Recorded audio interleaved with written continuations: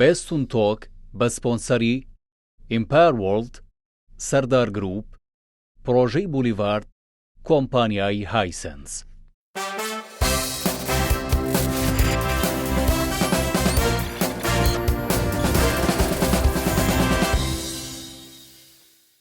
ئایا میلەتە داما و قوڕ بە سەرەکەی کورد بڕیارە لە ڕووی موچەوە چی بەسەر بێت؟ ئەگەر تەماشای دوایین ڕێکەوتنی نێوان بەغجا و هەولێر بکەین لەسەر بودجا، ئەمڕۆ لە دۆخێکی خراپترداین؟ ئەمە کتومت قسەی سەرۆک وەزیرانی عێراق بووە لە هەموو گفتوگۆیەکانیدا.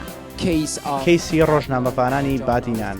من سکم پێیانە سووتێ. چی دەگوزارێت لە پشت پەردەی ڕەشەوە؟ پێویستان بە کەسی دیکە نییە لە ناوتان بەرێت. سید علی حوسێن سیستانیە لەگەڵ ئێوەی بەڕێز. ئێوە دوژمنێکتان هەیە لە بەغجا دانیشتووە بۆتان. بڕیارەکانی دادگای فیدراڵی هەست بە شەرمەزاری ئەەکەم کە هەموو ئەم شتانە ڕوودەدەن. بۆچی نەتەوەی گرتوەکان پاڵپشتی باشووری سوودانیان کرد، پاڵپشتی ئێمەیان نەکرد. دەستکەوتی زۆرتان هەیە وا خەریکە هەمووی لە دەزەیەن. چاڵێنجێک بۆ بێستون تۆک سلێمانی لە بەندی کاکفازی لێیە؟ پێویستان بە هەڵبژاردن هەیە. بەندە کتی دامێنی ئەو چیایانم. من مۆدێل نیم. ماذا؟ Mother. Oh, mother.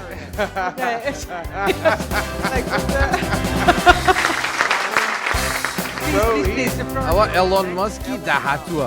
منیش ئاسای سحریم پێ نییە. بەڵام هەگەر ئێوەی نەتەوەی گرتوەکان ئاسای سەحریتان نەبێت، چه ئاسای سەحری هەیە؟ پێویستە بە پەلە ئێرە بەجێ بێڵم.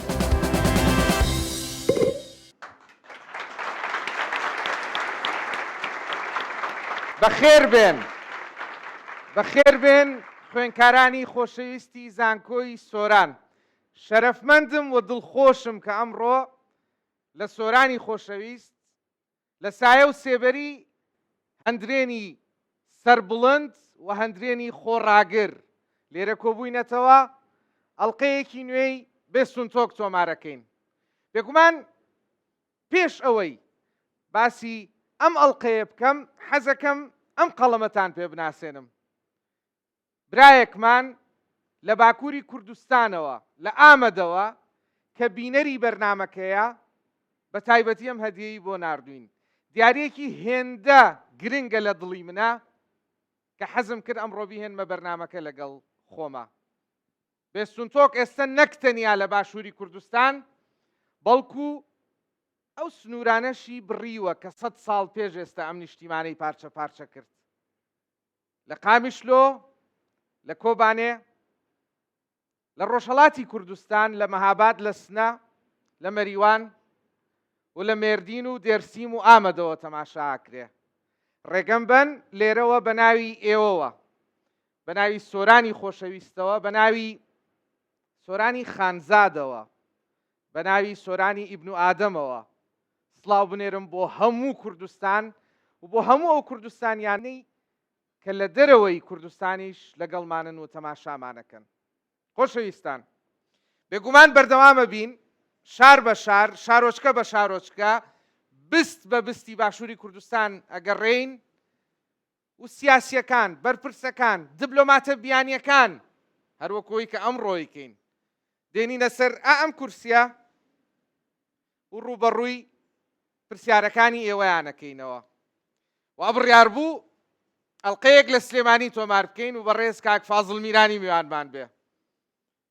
بەداخەوە میوانە بەڕێزەکەمان نەیتوانی ئامادە بێ و درەنگی خست، بەڵام کوردەواری وتویانە قەرز کۆنە بێ نافەوتێ.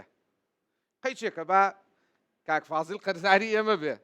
من بەناوی ئەوە داوای لێبوردن لە خوێنکارانی عزیزی زانکۆی کۆمار و هەموو ڕای گشتی کوردستانی شەکەم کە زۆر دەمێک بوو چاوەڕێی ئەو بەرنامەیە بوون، بەڵام هەر دەیکەین و ئینشاءڵڵا کاک فازڵ میرانی دەبێتە میوانمان لە زانکۆی کۆمار لە سلێمانی و ڕوبەڕووی پرسیارە ئازا و ئازادەکانی کوڕان و کچانی سلێمانیە بێتەوە. بەڵام ئەمڕۆ لێرەین لە سۆرانی خۆشەویست و میوانێکمانە بێ کە لێرە ڕوبەڕووی پرسیارە ئازا و ئازادەکانی ئێوە بێتەوە. ژنێک کە چەند گرنگە بەشداری ژنان وەکو پیاوان لە کۆمەڵگەیە، لە بواری کارە، لە سیاسەتە، لە دیبلۆماسیەتە. ئەگەر من تا ئەم هەفتەیەش ئومێدم کەمێک سیسی پێوە دیار بوو بێ ئەم هەفتەیە کە لە زانکۆی سۆران بردمە سەر ئارەزووم ناسی لافینم ناسی و هەموو ئەو خوشک و برایانەی دیکەم ناسی جارێکی دیکە ئومێد لە دڵما دروست بووەوە کە کوردستانیش ئەکرێ ڕۆژێ لە ڕۆژان کەسایەتی هێندە گەورە پێ بگەیەنێ لە کچانی و لە کوڕانی کە لە هەموو جیهانە ببن بە مای فەخر بۆ هەر هەمومان. ئەو میوانەی کە ئەمڕۆ لێرە لەگەڵمانە بێ و ڕوبەڕووی بێژنگی پرسیارەکانی ئێوە بێتەوە کەسێکە کە لە ڕاستیا من ساڵی 2021 ناسیم. ساڵی 2021 بەهاری 2021 بە دیاریکراوی 21 مایسی ساڵی 2021 بوو کۆنفرانسێک هەبوو لە هەولێر کۆنفرانسی یەکڕیزی و دەستور و ئەویش میوان بوو. بۆ یەکەم جار قسەیەکی وت کە ئەمڕۆ زۆر باسەکرێ لە هەرێمی کوردستانە هەرچ تەلەڤیزیۆنێکەکەیتەوە باسی مەترسیەکانی سەرقەوارەی هەرێمی کوردستانەکە. بەڵام ئەو 2 ساڵ پێش ئێستا 2 ساڵ و نیو پێش ئێستا پێی وتین لەو کۆنفرانسەیە وتی وامەزانن ئەو نیمچە سربەخۆیی کە ئێستا هەتانە لە هەرێمی کوردستانە بە خۆڕادەستان کەوتووە و ئەگەر زۆر زۆر ئاگادار نەبن لە یەکڕیزی خۆتان و لە پاراستنی یەکڕیزی خۆتان ئەگەری هەیە لە دەستی بن. ئەو ڕۆژ چەند کەس لەم پەیامە تێگەیشت لە براتان پرسن ئەوانەی کە لی تێگەیشتن لە چەند پەنجەیەکی یەک دەستێ ناپەڕن. خەمخۆرەکانی نیشتیمان ئەو ڕۆژ لی تێگەشتن. بەڵام ئەمڕۆ وابزانم هەموو سیاسیەکان کە وردە وردە مەترسیەکە لە کورسیەکەی ژێر خۆیان هەست پێەکەن دەنگیان بەرز کردوێتەوە ئەڵەن شتێکی وا هەیە. چی بوو ئێمەی لەو ڕۆژەوە گەیانە ئەمڕۆ و 2 ساڵ و نیو پێش ئێستا ئەو ئاگاداری کردینەوە ئەو میوانەی کە ئەمڕۆ لێرە بێ دڵنیام پرسیارتان لەسەر ئەمانە هەر هەمووی زۆر زۆرە لێ کەوابوو بە زیاتر چاوەڕێمان نەکە لەگەڵ من ئێوەش پێکەوە پێشوازی لە بەڕێز جێنین پلاسخارت نوێنەری سکرتێری گشتی نەتەوە یەکگرتووەکان لە عێراق بکەن. با بفەرمێن.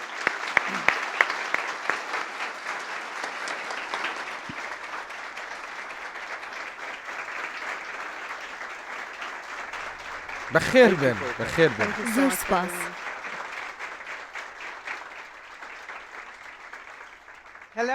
سڵاو زۆر دڵخۆشم کە لێرەم. بەخێر بێ. زۆر سپاس دەکەم. وەرگێڕانت هەیە؟ بەڵێ. تۆ ئەتەوێ ئەمە ژمارە 3. خۆشحاڵم بە میوانداریکردن لێرە لە کوردستان بە تایبەتیش لە سۆران. پێم بڵێ هەست بە چیەکەی سەبارەت بەمڕۆ و هەموو ئەم خوێندکارە گەنجانە. من زۆر دڵخۆشم کە لێرەم با بەم قسەیە دەست پێ بکەم. ئەمە یەکەم سەردانمە بۆ سۆران دانیشتنم لەگەڵ ئێوە شەرەفێکی زۆر گەورەیە لەبەر ئەوە من زۆر دڵخۆشم کە ئەمڕۆ لەگەڵ ئێوەم. زۆر سپاس بۆ بانگەشتەکەشە. سپاس بۆ تۆ. با بە پرسیاری یەکەم دەست پێ بکەین کێ باشترین پرسیاری هەیە. فەرموو. سڵاو من ناوم ئالانە خوێندکارم لێرە لە بەشی ئەدەب و زمانی ئینگلیزی دەخوێنم. پرسیارەکەم بۆ بەڕێزتان ئەوەیە خان مەکەم وەکو بەڕێزیشت دەبێت ئاگادار بیت لە هەرێمی کوردستان سیستەمی ئابووریمان وابەستەیە بە دەرەوە کە دەتوانی بڵێ لە 2 ساڵی ڕابردوودا هەوڵەکە بۆ کەمکردنەوەی ئەو وابەستەیە. بەڵام هێشتا هەر ئەوە دۆخەکەمانە. بێگومان ئەوە کاریگەری نەرێنی زۆری هەیە. بۆ نمونە وەکو گەنجانی ئەم وڵاتە وەکو تاکەکانی کۆمەلگا زیاتر پشتدەبەستین بە حکومەت لە بریتوانە تاکە کەسیەکانی خۆمان بۆ دامەزراندنی کار و پشتبەستن بە خۆمان. پرسیارەکەی من ئەوەیە پێویست دەکات چی بکرێت و تا ئێستا چی کراوە بۆ کەمکردنەوەی ئەو وابەستەیە و بەرەو پێشبردننی سیستەمێک کە هەر یەکێکمان لەسەر بنەمای توانەتاکە کەسیەکانی خۆی بەرەو بەخۆی بدات و گەشە بکات. سپاس. بێگومان پێم وایە ئەمە پرسیارێکە کە نابێت لە منی بکەی.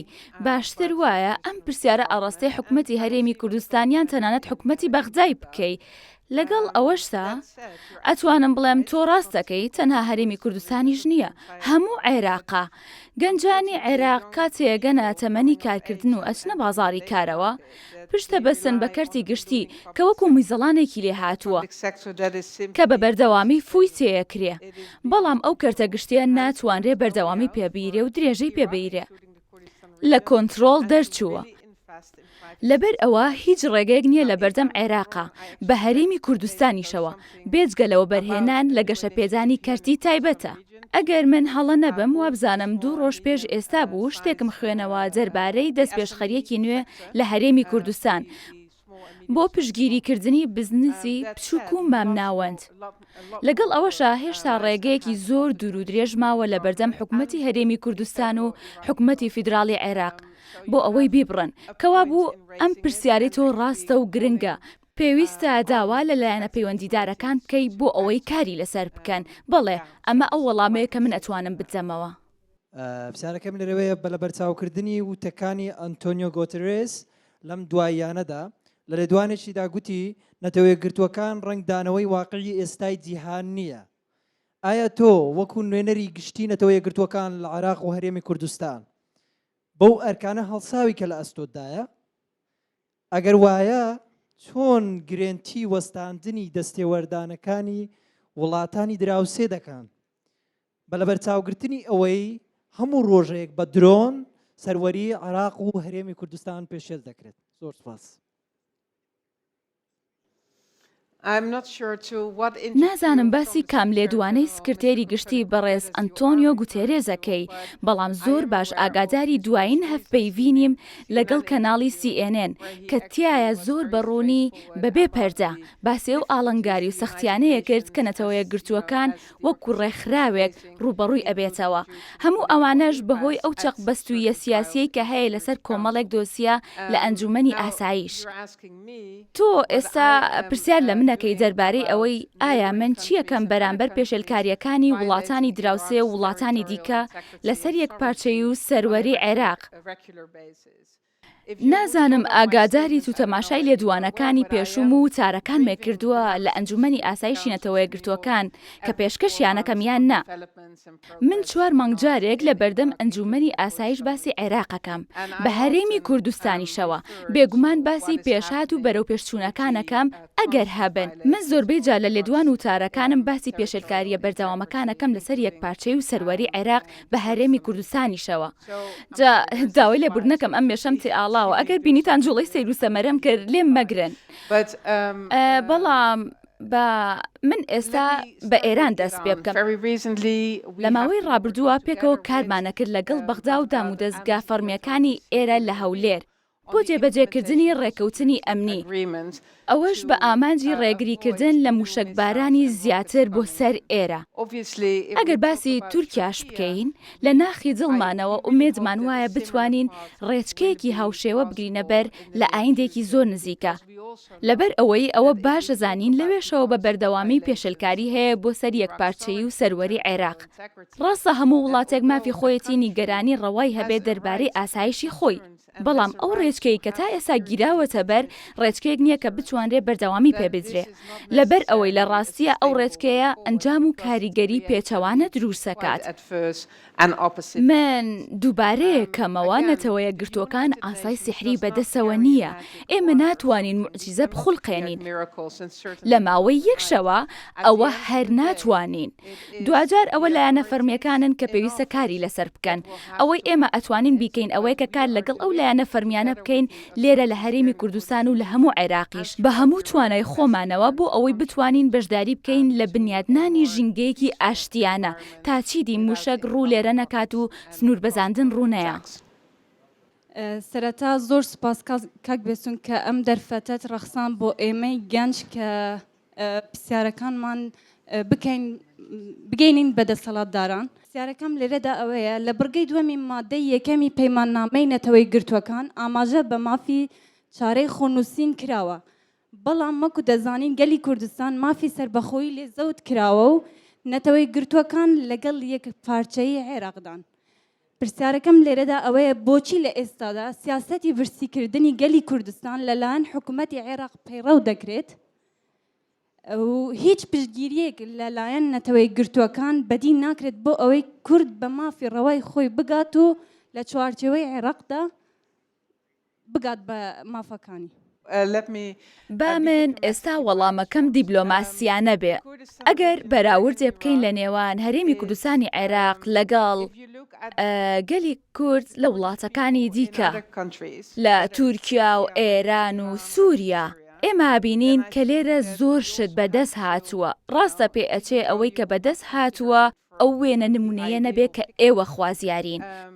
بەڵام بیرتان نەچێ کە زۆر ئاسانە تەنیا سەرنج چڕ بکرێتەوە لەسەر ئەو شتانەی کە بەدەستان نەهێناوە. لە بەرامبەرە شتە ڕاستەکە ئەوەیە دان بەو دەستکەوتانەیە بنین کە لێرە لە باکووری عێراق هاتوونەتە دی. کاتێک یەینە سەر بابەتی بوجە پێویستەکە بگەڕێنەوە بۆ مێژوو، بگەڕێنەوە بۆ دەستور، بۆ دەستوری عێراق، بۆ کاتی دەستوری عێراق نووسرایەوە و تەماشای ئەو 18 ساڵە بکەین کە لەو کاتەوە بۆ ئێستا تێپەڕیوە، شتی زۆر ڕووی نەیاوە. کاتێک تەماشای بەشێک لە بڕگەکانی دەستوری عێراقەکەین، ناڕوونیەک هەست پێ ئەەکەین، ئەبینین زمانێکی گشتگیر بەکارهێنراوە دەربارەی پەیوەندیەکانی نێوان عێراقی فیدراڵ و هەرێمی کوردستان و ماف و ئەرکەکانیان بەڕوونی دیاری نەکراون. کەوا بوو ئەمڕۆ دوای 18 ساڵ لە ساڵی 2023 دوای 18 ساڵ لە نووسینەوەی دەستوری عێراق، ئەتوانم بڵێم کە داڕشتنی بنچینەکانی سیستەمی فیدراڵی لە وڵاتەیە هێشتا دروست نەبوون کە لە ڕاستیە ساڵی 2005 بڕیاری لەبارەوە درابوو. 18 ساڵ تێپەڕیوە بەبێ هەبوونی ڕێکەوتنێکی کۆنکرێتی، نەک تەنیا لەسەر بابەتی بودجە کە تۆ ئێستا باسە لێ کرد، بەڵکو لەسەر ناوچە جێناکۆکەکان و بابەتی دیکەی وەکو سەرچاوە سروشتەکان و زۆر بابەتی دیکەش کە ئەتوانم وەکو نمونە لێرەیە باسییان بکەم. ئەمە باش نییە، لەبەر ئەوە ئەمانە هۆکاری گژی و ئاڵۆزیەکانی نێوان بەغجا و هەولێرن. وەکەوەی وتم دووبارەیەکەمەوە ڕاستتر وایە چاو ببڕنە دەستکەوتەکانی خۆتان لە بری سەرقاڵبوون بەو شتانەی کە نەتانتوانیوە بەدەستیان بهێنن. ئێستا ئەبێت تەماشای ئەوە بکەین کە پێویستە چی بکرێ، پێویستە لەسەرمان هەوڵ بین چارەسەری درێژخایەن بدۆزینەوە بۆ پەیوەندیەکانی نێوان هەرێم و عێراق. ئەم بابەتە هەمیشەوک و بابەتێکی سیاسی ئەمێنێتەوە، بەڵام بێگومان ئەوەی کە ڕوئەیە ڕەوانێ دەرحەق بە خەڵکی کوردستان. ئەگەر تەماشا بکەی دەرحەق بە هیچ کەسێک ڕەوانیە موچەی پێنەدرێت لە کاتێکا کە ئەویش چاوەڕی ئەوەیە جاهاتی خۆی هەبێ و ژیانێکی شایستە بژی، ئەوە مافی هەموو کەسێکە. ئەگەر تەماشای دوایین ڕێکەوتنی نێوان بەغجا و هەولێر بکەین لەسەر بودجە، گوێ لە هەنێک کەس ئەبێ کە بە دەستکەوتێکی گەورەی لە قەڵەم ئەیان، گوێ لە هەنێک کەسی تریش ئەبێ کە ئەسڵەن بە دەستکەوتی نازانن. کەسێکیش هەر ئەمەی بەگوێی مناچرپان، منیش هەر ئەو باوەڕم هەیە کە ئەم ڕێکەوتنە باشترین بژاردە بوو وەک چارەسەرێکی کاتی. ئەمە مانای ئەوەیە ئەم ڕێکەوتنە ئەبێ بە هەناسەیەک، بەڵام بە هیچ شێوەیەک چارەسەرێکی درێژخایەن نییە لە دوورمەودادا. کەوا بوو پێم وایە کاری زۆرمان لە بەردەمایە و ڕێی زۆرمان لە بەردەما ماوە بیگرینە بەر. وابزانم کاتی ئەوە هاتووە بۆ هەردوو لا بەغجا و هەولێر کە چیدی پشت نەبەستن بە پەیوەندی تایبەتیەکانیان، بەڵکو دوای 18 ساڵ بگەنە ئەو دەرئەنجامەی کە پەیوەندیەکانیان دامەزراوەی بکەن. بێگومان سیستمی فیدرالیش لە عێراق. بەڵێ پێکەوە کار بکەن بۆ بەهێزکردنی سیستەمی فیدراڵی. لەبەر ئەوەی ئەمە کێشەیەکی گەورەی لە 2005 تا ئێستا لە هەموو تارەکانی ڕابردوومە لە بەردەم ئەنجومەنی ئاسایشی نەتەوە یەکگرتووەکان لە نیویۆرک باسی ئەم بابەتەم کردووە. ئەمە تەناشتە کە لە دەستم بێت. دوجار منیش ئاسای سحریم پێ نییە، تەنها ئەتوانم چاودێری دۆخەکە بکەم و تیشک بخەمە سەر ئەو بابەتانەی کە گرنگن. بەڵێ فەرموو. بەخێر بێ بۆ شاری سۆران. دوو پرسیار ئاراستەی جەنابتان دەکەم. یەکێکیان ئەوەیە یەکێک لە ئامانجەکانی نەتەوەی گرتووەکان دانیشتوان لە هەموو شوێنێک لە ئاشتی و خوشگوزەرانی بن. بەڵام بینیمان لە کۆتایی مانگی هەشتی ئەم ساڵدا لە کەرکووک خۆپیشاندان ئەنجام درا و شەقامی نێوان هەولێر و کەرکووک داخرا. بەداخەوە 5 شەهیدی لێکەوتەوە کە ئەویش هەر یەک لە شەهیدان هاوکارشوانی، هەڤاڵستار، حسێن سابر و سەمەد محەممەد بوون.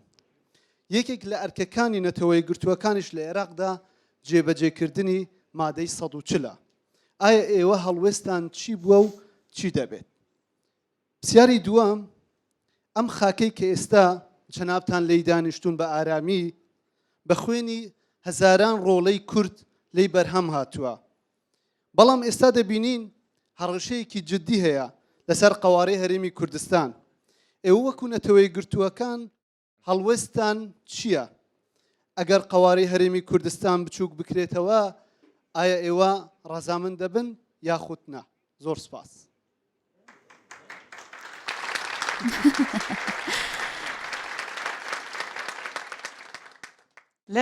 با من ئێستا بە کەرکووک دەست پێ بکەم.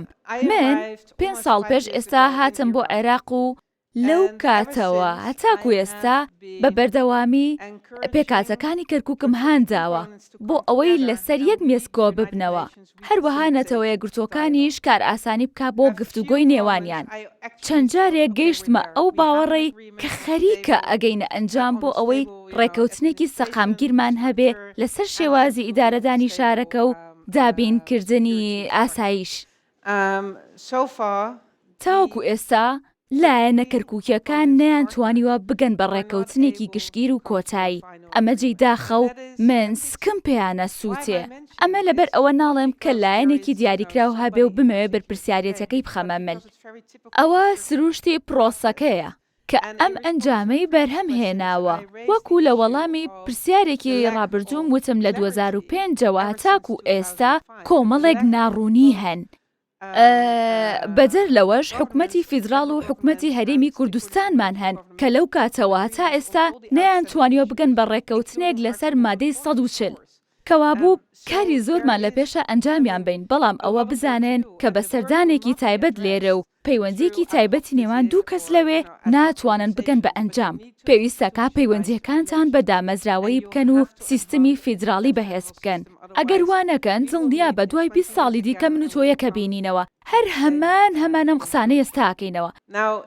کاتێک تەماشای پەیوەندیەکانی هەرێم و بەغداکەین زۆر گرنگە جەخت لەسەر ئەوە بکەینەوە بابەتەکە بە شێوەیەک نەبینین کە ئێوە دوژمنێکتان هەیە لە بەغدا دانیشتووە بۆتان. کاتێکە کێشەیەکە بێ ڕاستتر وایە تەماشای هەردوو لا بکەین. ڕاستیەکە ئەوەیە بزانین چی هەیە لە بەغدا بتوانین باشتری بکەین، بەڵام چیش هەیە لە هەرێمی کوردستان بتوانین باشتری بکەین. زۆر بەداخەوە لە هەرێمی کوردستان دابەشبوون و کردبوون و شەڕێکی سیاسی ئەبینین کە ئەمە بە هیچ شێوەیە کەڵکتان پێناگەێنێ کاتێ دانووسان لەگەڵ عێراقی فیدراڵەکەن. کەوابوو ئەرکی یەکەمتان ئەوەیە کە بەسەر کەرت و پەرزبوونی نێوخۆی خۆتان ئاسەرکەون و یەکگرتوو بن تا بتوانن خزمەتی خەڵکی عێراق بکەن بە هەرێمی کوردستانیشەوە. تەنها شتێک کە من بتوانم بیکەم ئەوەیە کە جەخت بکەمەوە لە گرنگی هەبوونی پەیوەندی سەقامگیر لە نێوان بەغدا و هەولێر، لەبەر ئەوەی دڵنیام ئەو سەقامگیریە دوجار خزمەت بە بەرژەوەندی ئێوە ئاکات. ئێستا بینین کەشوهەوایەکی باش دروست بووە و ڕێکەوتنێکیش هاتۆتە ئاراوە. دووبارەی ئەکەمەوە ڕێکەوتنێکی ئەرێنیە، بەڵام ڕێکەوتنێکی کاتیە. ئەم ڕێکەوتنە مانای ئەوە نییە کێشەکانتان چارەسەر بووە. هەر بۆیە بە بەردەوامی من داوا لە عێراقی فیدراڵ و هەرێمی کوردستانەکەم پێکەوە کار بکەن بۆ چارەسەری درێژخایان و هەروەها دوورمەودا.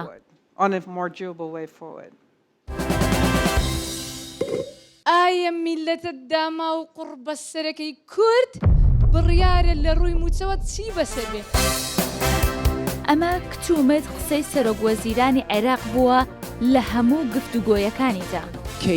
کەیسی ڕۆژنامەفانانی بادینان چی دەگوزارێت لە پشتپەردەی ڕەشەوە؟ پێویستان بە کەسی دیکە نییە لە ناوتان بەرێت. سید علی حوسێن سیستانیە لەگەڵ ئێوەی بەڕێز. بڕیارەکانی دادگای فیدراڵی هەست بە شەرمەزاری ئەەکەم کە هەموو ئەم شتانە ڕوودەدەن. بۆچی نەتەوەی گرتوەکان پاڵپشتی باشووری سوودانیان کرد، پاڵپشتی ئەمیان نەکرد. دەستکەوتی زۆرتان هەیە وا خەریکە هەمووی لە دەزەیەن. چاڵێنجێک بۆ بێستون تۆک کلێمانی لە بەندی کاکفازیلەیە پێویستان بە هەڵبژاردن هەیە. بەندە کتی دامێنی ئەوتیایانم. من مۆدێل نیم.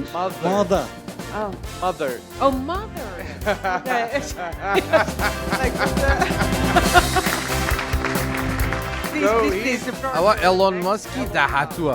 بەڵام هەگەر ئێوەی نەتوێت گرتوەکان عسەی سەحریتان نەبێت کە عسەی سەحری هەیە. پێویستە بە پەلە ئێرە بەجێ بێڵم. جەنین تۆ یەکەم کەس بووی باسی ئەم ناکۆکیە سیاسیە نێوخۆیەی هەرێمی کوردستان بکەی. بیرم دێ ساڵی 2021 بوو کاتێک ئاماژەت بەوەدا ئەگەری هەیە ئەم ناکۆچیە کاریگەری هەبێت لەسەر ئەو نیمچە سربەخۆیەی لە هەرێمی کوردستان هەمانە. مشتومڕێکی زۆر هەیە لەسەرم بابەتە.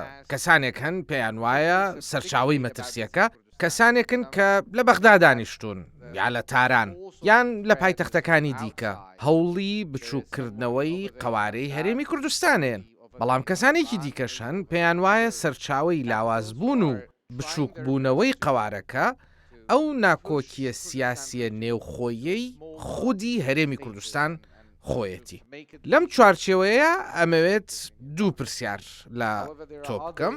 یەکەمیان ئەوەیە کە ئایا ئەگەر بەراوردێک بکەی لە نێوان 2 ساڵ و نیو پێش ئێستا لەگەڵ ئێستا مەبەستم لە 21 مایسی 2021ەوە کە ئەو قسەیەت کرد لەو کاتەیە لەگەڵ ئەمڕۆ ئەگەر بەراورد بکەی بەرەو کوێوە چوین؟ ئایا دۆخمان بەرەو خراپتر چووە؟ ئایا گەیشتوین بەو دۆخەی کە ئەو ڕۆژ تۆ ترست لێی هەبوو بێتە دی؟ پرسیاری دووەمیش ئەوەیە کە تۆ سەرچاوی ئەو مەترسیە بە چی ێزانی بۆ سەر قەوارەی هەرێمی کوردستان. زۆر سپاس بێستون، بەڵام بەم پرسیارە و هیچ ژیانم ئاسان ناکەی. کاتێک من یەکەم جار ئەم بابەتە مروژان بەڕاستینی گەران بووم. لەبەرەوەی ئەو ڕۆژە ئەمتوانی کاریگەریەکانی شەڕی سیاسی ببینم لەسەر هەرێمی کوردستان. هەمومان مێژووی هەرێمی کوردستان نەزانین، هەمومان نەزانین قۆناغێک هەبووە کە لێکتێنەگەشتنێکی زۆر توندی تیا بوو.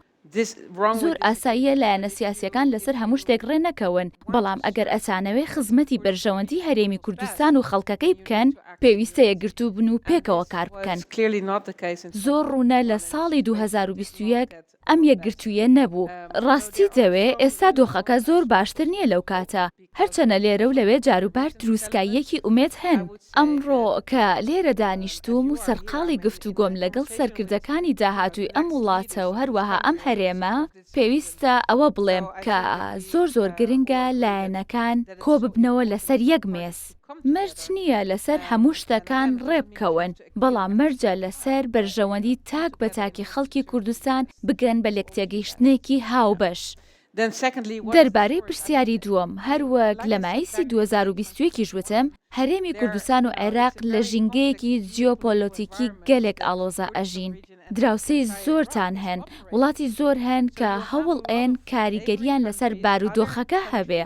ڕەنگە مەرج نەبێ بە مەبەستەوە ئەو دەستێوەردانە بکەن، بەڵام ڕاستیەکە ئەوەیە کە ئەوان هەژمونیان هەیە. لە یەک ئاڵۆزکانی ئەو هەموو هەژمونە جودایانە بێگومان هاوکارتان نابن. مادام ئێوە بە ئاگان لەو ژینگەی کەتیایەژین، ئەبێ زۆر باشتر لە گرنگی ئەوە تێبگەن کە پێویستەکە یەکگرتوو بن لە بڕیاردان و کارکردندا. ئەمڕۆ لە دۆخێکی خراپترداین؟ پێم وایە دوای قسەکانی من بەرەو خراپتر ڕۆشت. بەداخەوە من پێم وابوو قسەکانم یاریدەدەر ئەبن، بەڵام هیچ بەرەو باشی نەچوو. پێچەوانەکەی ڕوویدا. ئومێدەوارم ئێستا لە گەڕانەوە دابین بەرەو ڕێگە ڕاستەکە. ئەمە ئومێدی منە. ئومێدی منیشە. زۆر باشە، کێ هەڵبژێرین؟ حەزەکەم ئەو کوڕە هەڵبژێرین کە دەستی ئاوالەیەەکە. ئەوکێ. من معاز عومەر، قوتابی چوارامی بەشی بایۆلۆجی.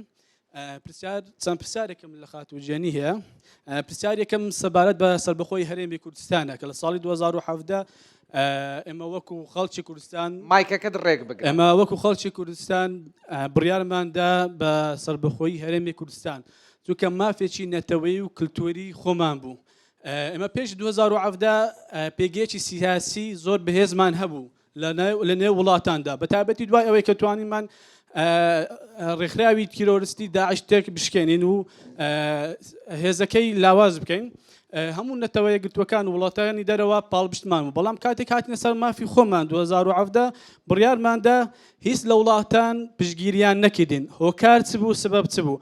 ئایا خاوەن مافنین، خاوەن کەلتونین، خاوەن مێژوونین؟ هەرچی ئەتەوەی هەمانە. باشە هۆکار چ بوو؟ کە گوتان کاتی نییە. ئەگەر کاتی نەبوو ئەو کات کەی کاتێتی؟ ساڵی 2017 من لێرە نەبووم، بەڵام لەو کاتەیە نەتەوە یەکگرتووەکان و بەشێکی زۆر لە وڵاتانی دۆستی عێراق و هەرێمی کوردستان بەڕوونی ئەوەیان وت کە کاتی ئەنجامدانی ڕیفراندۆم نەبوو. بێگومان کۆمەڵێک هۆکاری زۆریان هەبوو.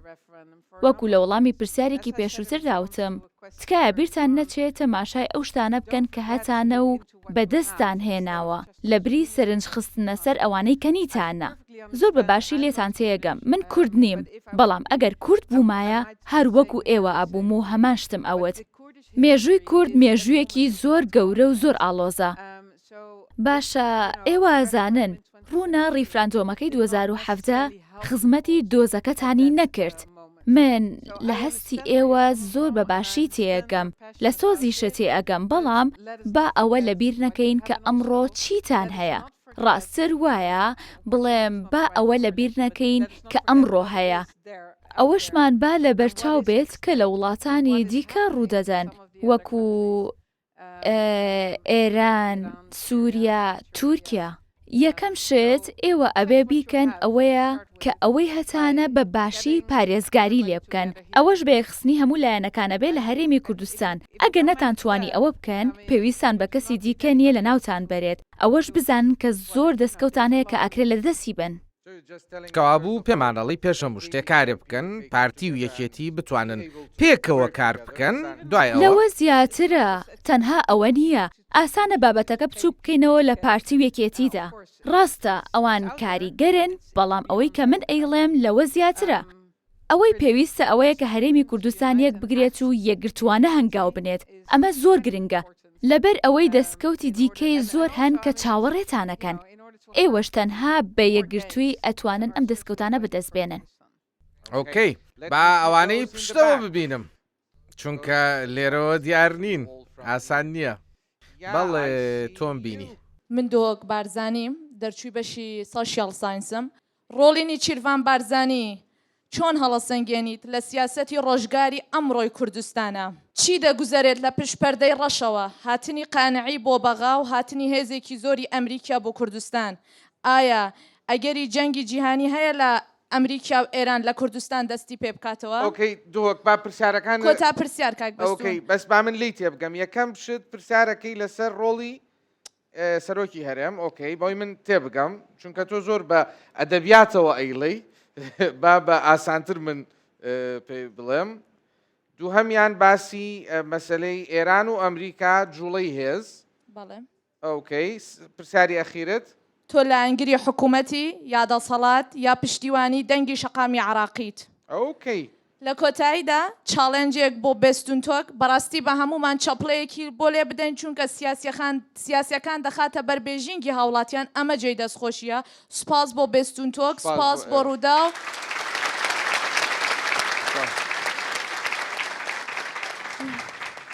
و هیوادارم پرۆگرامی داهاتوو ji dihoka dasiniya bît yan ji zaxoka delal bît. Spas bo hingehemiye. Serçava sersera lê Silêmanî li bendî Kak Fazilê ye. Hûn bi Kirmancî bi Kak Fazilî bibêjin here Silêmaniyê dawê wî em ê bêne dihok û zaxoyê. Baş e? بەڵێ پرسیاری یەکەم دەربارەی ڕۆڵی نێچیروان بارزانی بوو. هەرگیز بۆ چوونی خۆم لەسەر کەسەکان ناڵێم، بەڵام ئەتوانم قسە لەسەر پێگە و دامەزراوەکان بکەم. سەرۆکایەتی هەرێم دامەزراوەیەکی گرنگە بۆ هەموو هەرێمی کوردستان، نەک تەنها بۆ خەڵکی هەرێمی کوردستان، بەڵکو بۆ پەیوەندیەکانی هەولێر لەگەڵ بەغداش گەلێک گرنگە. تەماشاکەن، ئەگەر بتانەوێ من زۆر بەڕاشکاوانە وەڵامتان بەمەوە کە هەرواشم کردووە تا ئێستا، ئەبێ ئەوەتان لە یاد بێ کە من وەکو نوێنەری تایبەتی سکرتێری گشتی نەتەوە یەکگرتووەکان لێرەم و سنووردارم بەو ئەرکەم. لەبەر ئەوە ڕام بکێشن بۆ نێو بابەتی شەخسی، لەبەر ئەوەی ناتوانم وەڵامتان بەمەوە. زۆر داوای لێبوردنەکەم بۆ ئەوەش کە ناتوانم بچمە بابەتی تایبەتی. دووەمیان پرسیاری لەسەر ئێران و سەردانی قائانی کرد. بڵێ نیگەرانیەکی هەیە سەبارەت بە بڵاوبوونەوەی هێزەکانی ئەمریکا لە عێراق لەگەڵ زیادبوونی سەردانی ئێرانیەکان بۆ بەغدا. ئەپرسێ کە ئایا مەترسی جەنگێکی نوێ هەیە لە عێراق؟ نەخێر، منیش ئەو ویتیەم بیستووە، چەند کەسێکیش پرسیاریان لێ کردم. با ئێمە ئومێد بکەین شتێکی وا لە گۆڕێنیە. بەدەر لەوەش من هیچ ئاماژەیەک نابینم بۆ دروستبوونی جەنگێکی نوێ لەسەر خاکی عێراق.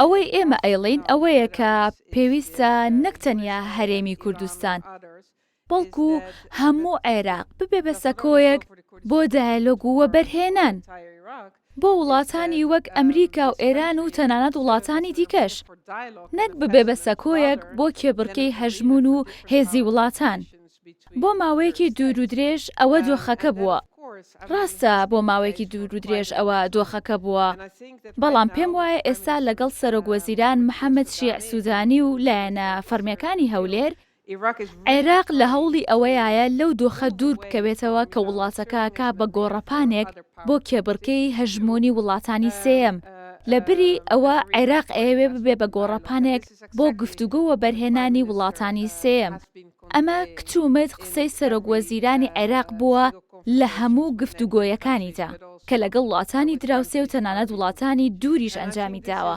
بەڕاستی پێم وایە کە ئەبێت ئەمە ڕۆحێتەکە بێت ئەگەر قسە بکەین لەسەر پرسیاری سێم چی بوو؟ بەڵێ پرسیارەکە ئەوە بوو ئەڵێ ئایا ئێوە بۆ پشگیریکردنی حکوومەتی عێراق لێرن یاخود پشگیری خەڵکی عێراق بەڵێ باشە زۆر جار هەڵە تێگەشتێک هەیە لەسەر ئەوەی کە نەتەوەیە گرتووەکان چی ئەکا لە عێراق بیرتانە خەمەوە کە ئێمە لەسەر بانگێشتی حکوومەتی عێراق لێرەین بۆ ئەوە هاتوین خزمەتی حکوومەتی عێراق بکەین بە هەرێمی کوردستانیشەوە بێگومان ئەمە دام و دەستگا حکومیەکان و خەڵکی شەگرێتەوە ئێمە بێلایەنین ئەوە ئەبێت ڕوون بێلای ئێوە ئێمە دەست تێوەردان ناکەین ئێمە تەنیا یەک بەرژەوەندیمان هەیە ئەوەش بەشداریکردنە لە دابینکردنی سەقامگیری بۆ عێراق ئەمە هۆکاری بوونمانە لێرە کەوابوو ئەرکی ئێمە ئەوە نیە پشگیری لە شەقام بکەین یان پشگیری لە حکومەت بکەین بەڵکو کاری ئێمە ئەوەیە چاودێری دۆخەکە بکەین و هەوڵ بین بەشداری بکەین لە دابینکردنی سەقامگیریە I see a lady there. فەرموو Fanat. Yes? Yep. First of all, I would like to begin with introducing myself. My name is نام شیرین داوودە لە بەشی کارگەری کار دەخوێنم زۆر خۆشحاڵم کە ڕوبەڕوو دەتبینم پرسیارەکەی من تایبەتە بە زۆریشنا تایبەتە بە کارەکەت وەکو ژنێک لە پۆستێکی باڵادا هەست دەکەیت ئەم ئەزمونە چۆن کاریگەری هەبووە لەسەر تێگەیشتنت دەربارەی دیبلۆماسیەت و دانوستاندن بە تایبەتیش لە کۆمەڵگەیەکدا کە زیاتر کۆمەڵگایەکی پیاسالار ناوزەن دەکرێت زۆر سپاس دەکەم لە ڕاستیە پرسیارێکی زۆر گرانە ئەمە باشترە لە هاوکارەکانم بپرسی لە ڕاستیە نازانم چۆن وەڵام بەمەوە ڕاستە من ژنم بەڵام ڕاهاتووم لەسەر ئەو کاری کە ئێستایی کەم نازانم ژنبوونم چ سوودێک یان چ زیانێکی بۆ کارەکەم هەیە ئەوەی ئەیزانم ئەوەیە کە کاتێک دیاری کرامۆک نوێنەری تایبەتی سکرتێری گشتی خەڵکێکی زۆر پێیان وتم تۆ ئەبیتە یەکەم ژن لەو ئەرکەیە ئەگەری ئەوە هەیە قوبوڵە نەکەن ئەمە بڕیاردانی پێشوەختە بوو پێیانەوتم تووشی شەڕی زۆرە بێ بەڵام ئەمە هیچی وا دەرنەچوو بە خێراتن کرام و باوەشم بۆ کرایەوە بێگومان جیاوازی هەن جا لە هەر شوێنێکی عێراق بێ نازانم ڕەنگە هەندێک جار باش بێ کە وەکو ژنێک لەو بوارەیە کار بکەی لە جیهانی پیاوانە ئەوە من نازانم تەنیا شتێک کە لێی دڵنیام ئەوەیە کە بۆ هەر شوێنێک چوو بێتم جا لە باشوور بێ لە بەسڕە یان لە پایتەخت بێ لە بەغدا یان لێرە لە هەرێمی کوردستان چ پیا و چ ژن میوانداریان کردم و باوەشیان کردوتەوە ڕاستە جیاوازیمان هەیە ڕاستە ژنبوونم لە دژی من بەکارهێنراوە هەڵمەتم لە دژ کراوە بیرتان بێ دوای هەڵبژاردنەکان چی ڕوویە یان کاتێک نەتەوەیە گرتوەکان بە بەرپرسیار لە قەڵەم دەدرا بۆ هەر شتێکی خراپ کە ڕووی ئەیە یەکسەر من ئەکرامە ئامانج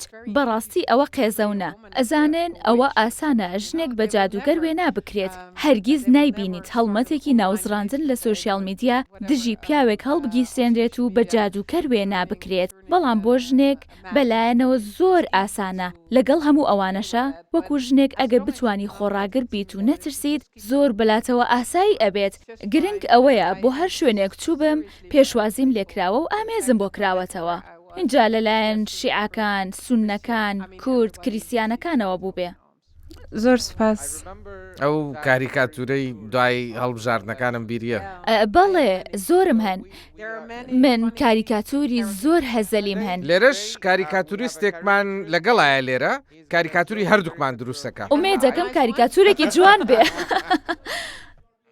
ئۆ زۆر جوانە سپاس. بەڵام شیرین حەزەکەم کەمێک گوێم لە چیرۆکی خۆت بێ چونکە وابزانام چیرۆکێکت هەیە بۆمان باسکەی. کوای شیرین بابت بینم.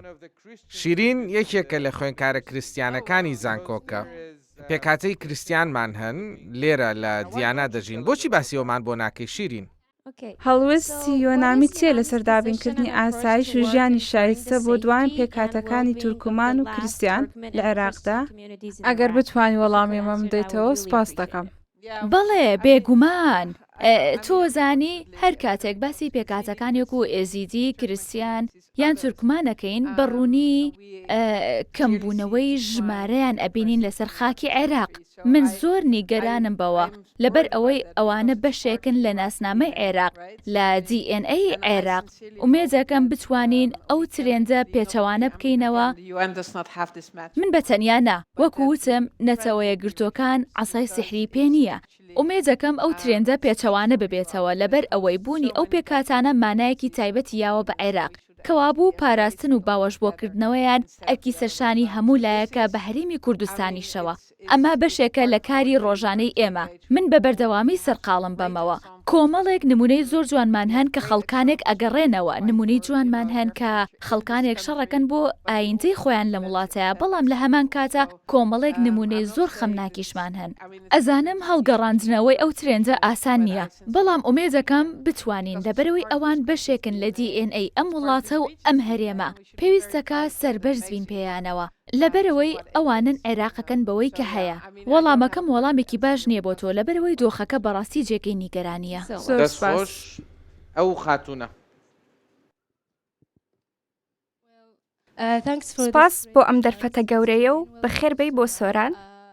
دوور لەو پرسیارە سیاسیانە من تەنیا دەمەوێت هەڵوێستی تۆ بزانم لەسەر گۆڕانی کەش و هەوا و بەرزبوونەوەی پلەکانی گەرمە. دەمەوێت چاڵنجی هەردووکتان بکەم بۆ چاندنی دووداری زەیتون لە کۆتایی بەرنامەکەدا لە بەردەم ئەم باڵەخانەیەدا لە دەرەوە. لەبەر ئەوەی من ئێستا کار لەسەر پرۆژەیەک دەکەم لەژێر ناونیشانی هەزار دار لە نێو کەمپی زانکۆی سۆران. بۆیە دەمەوێت چاڵنجی هەردووکتان بکەم بۆ چاندنی دوودار. ناوی هەردوو دارەکە دەنەین بێستون و جێنین. من ئامادەم مادەم ناویان دەنێن بێستون و جێنین.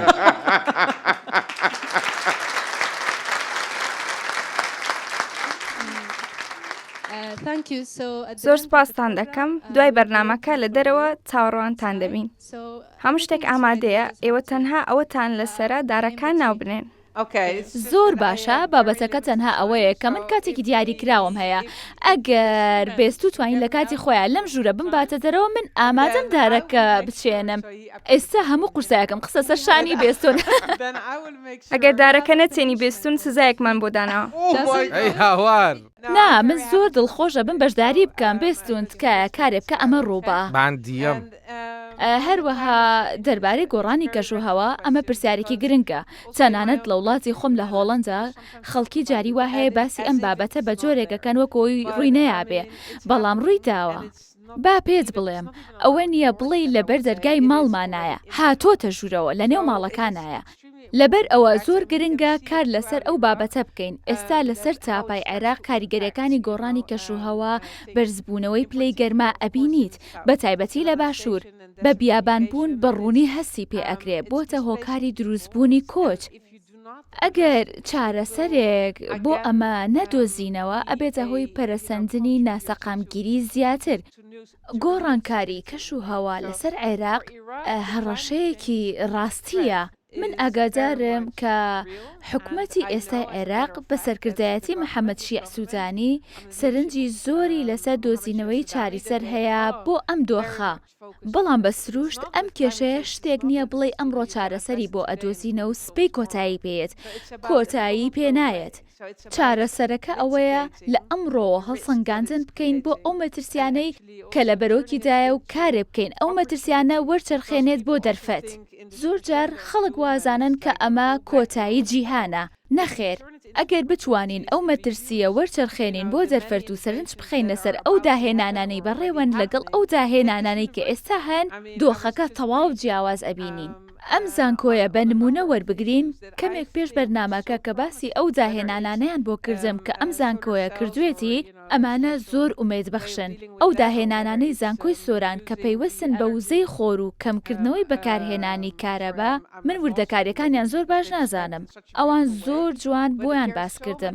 ڕاستیەکە ئەوەیە زۆر شتی گرنگ هەن ڕوو ئەیەن بەوانەی ئێرەشەوە پێم وایە پێویستەکە خۆمان دوور بخەینەوە لەوەی گۆڕانی کەشوهەوا بە کۆتایی جیهان بزانین. پێویستەکە بگەینە ئەو قۆناغی ئەمەوەکو دەرفەتێک ببینین و بەکاری بێنین. بەو شێوەیە دەرگای زۆرمان بڕواکرێتەوە. بەڵام گۆڕانکاری کەشوهەوا هەیە و پێویستە هەنگاو بنین بۆ ڕوبەڕووبوونەوەی. شایانی نییە. ئایا میلەتە داما و قوڕ بە سەرەکەی کورد بڕیارە لە ڕووی موچەوە چی بەسەر بێت؟ ئێوە ئێستا حکومەتێکی کاربەڕێکەرتان هەیە. کەیسی ڕۆژنامەفانانی بادینان. دۆسیەکە لەسەر مێزەکەت ئێستا؟ سعید علی حوسێنی سیستانیە لەگەڵ ئێوەی بەڕێز. بڕیارەکانی دادگای فیدراڵی هەز بە شەرمەزاری ئەەکەم کە هەموو ئەم شتانە ڕوودەدەن. بۆچی نەتەوەی گرتوەکان پاڵپشتی باشووری سوودانیان کرد پاڵپشتی ئەمیان نەکرد. دەستکەوتی زۆرتان هەیە وا خەریکە هەمووی لە دەزەیەن.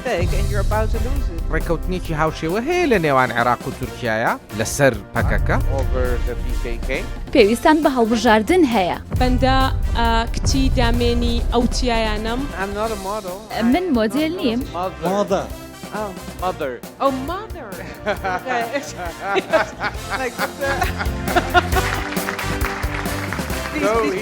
ئەوە ئێلۆن ماسکی داهاتووە. بەڵام هەگەر ئێوەی نەتوێگرتوەکان عسەی سەحریتان نەبێت کە عسەی سەحری هەیە. پێویستە بە پەلە ئێرە بەجێ بێڵم. فەرموو. بەڵێ. من ناوم ئەحمەد سەلمانە لە زانکۆی سۆران دەخوێنم لە بەشی سیاسەت و پەیوەندی نێودەوڵەتیەکان. پرسیارەکەم ئەمەیە بارودۆخی ئازادی ڕادەربڕین و ئازادی ڕۆژنامەڤانی چۆن هەڵدەسەنگێنیت لە هەرێمی کوردستانی عێراق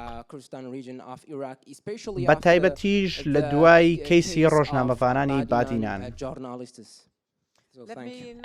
زۆر سوپاس بۆ پرسیارەکە و پرسیارێکی زۆر گرنگە. ئەکرێ باسی بابەتی موچە بکەین، باسی گۆڕانکاری کەشوهەوا بکەین، نەتوانین باسی هەموو بابەتانە بکەین لەبەر ئەوەی هەموو پەیوەستن بە کواڵیتی ژیانی خەڵکەوە. بەڵام ئازادی ڕادەربڕین و ئازادی جوڵەش هێندەی ئەوان گرنگن.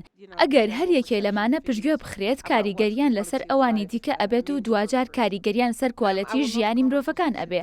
من ئێستا لێرەیە قسە لەسەر کەیسێکی دیاریکراو ناکەم، بەڵام ئەتوانم ئەوە بڵێم کە لە ڕابردووە راپۆرتمان بڵاو کردوتەوە لەسەر ئازادی ڕادەربڕین لە عێراق بە هەرێمی کوردستانیشەوە. هاوکات گزارشتیشمان کرد لە نیگەرانەکانی خۆمان. باسمان لەوەش کرد کە هاوڕانین لەگەڵ چەند سیاسەتێکی دیاریکراوی حکومەتەکان. جاهی ئێرە بێدیان هین بەختە. ئێمە کاتێک ئەمانە ئەڵێن مانای ئەوە نیە هەڕەشەیەک دروست بکەین بۆ سەر سەقامگیری. ئەوەی ئێمە ئەیڵێن مانای ئەوەیە کە هەمیشە ئەبێت بوارێک هەبێ بۆ دیبیت.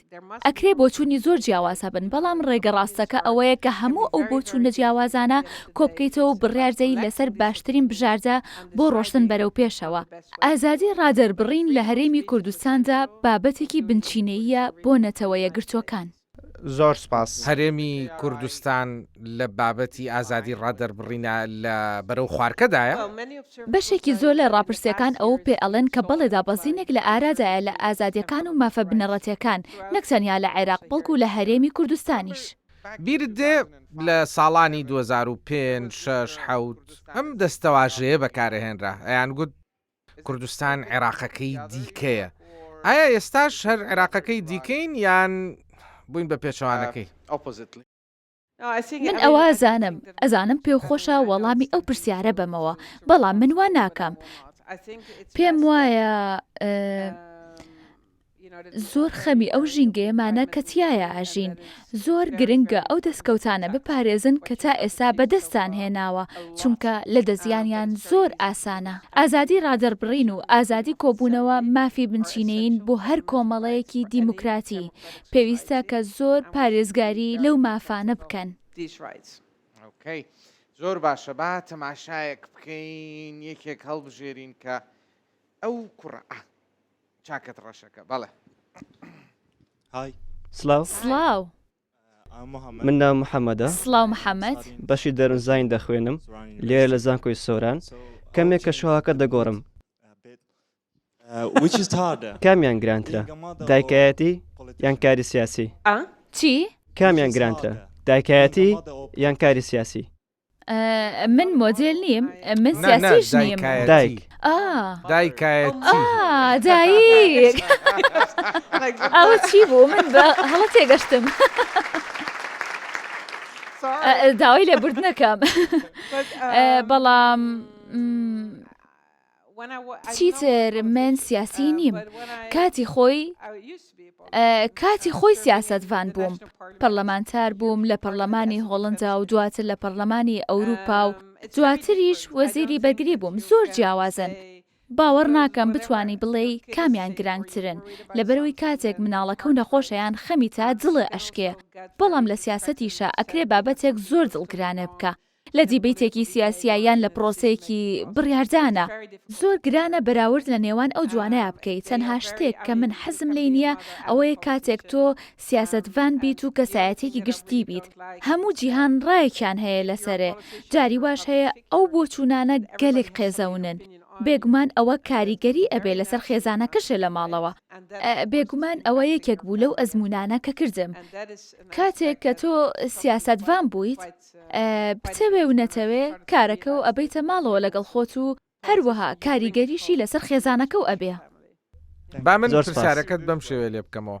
کامیان گرانترە ئەو کاتەی لە بەردەم ئەنجومەنی ئاسایشی نەتەوەی گرتوەکانی و وتارێکیان ئەدەیتێ دەربارەی عێراق یان ئەو کاتەی لە خوانێکی ئێوارەی خێزانیایی و هەوڵەیەی کوڕەکەت قایل بکەیت لە چ زانکۆیەک بخوێنێ بۆ نمونە هەوڵ بی کە لەسەر ئەزمموی خۆت کۆمەڵێک ئامۆژگاری بیتێ کامیان قورسترە دوو دنیای گەلێک جیاوازن هەردووکیان زۆر گرانن کاتێکە لە ماڵەوە کێشە و هەیە ناچاری مامەڵی لەگەڵ بکەی بەڵام ئەوەش زۆر گرانە کە پێویستە لەسەر شانە لە بەردەم ئەنجومەنی ئاسایشی نەتەوەی گرتوەکان و چاربەی بەڵام ڕاستیەکە ئەوەیە کە دوو دنیای جیاوازن بۆ من شتێکی ئاسان نییە بتوانم هاوسەنگی بکەم لە نێوانیان زۆر باشە اینجا خاتونێک چونکە دوو کوڕ قسەیان کرد بۆ ئەوەی خاتونێک قسە بکە دێمە ئێرە بەڵێ and now you need translation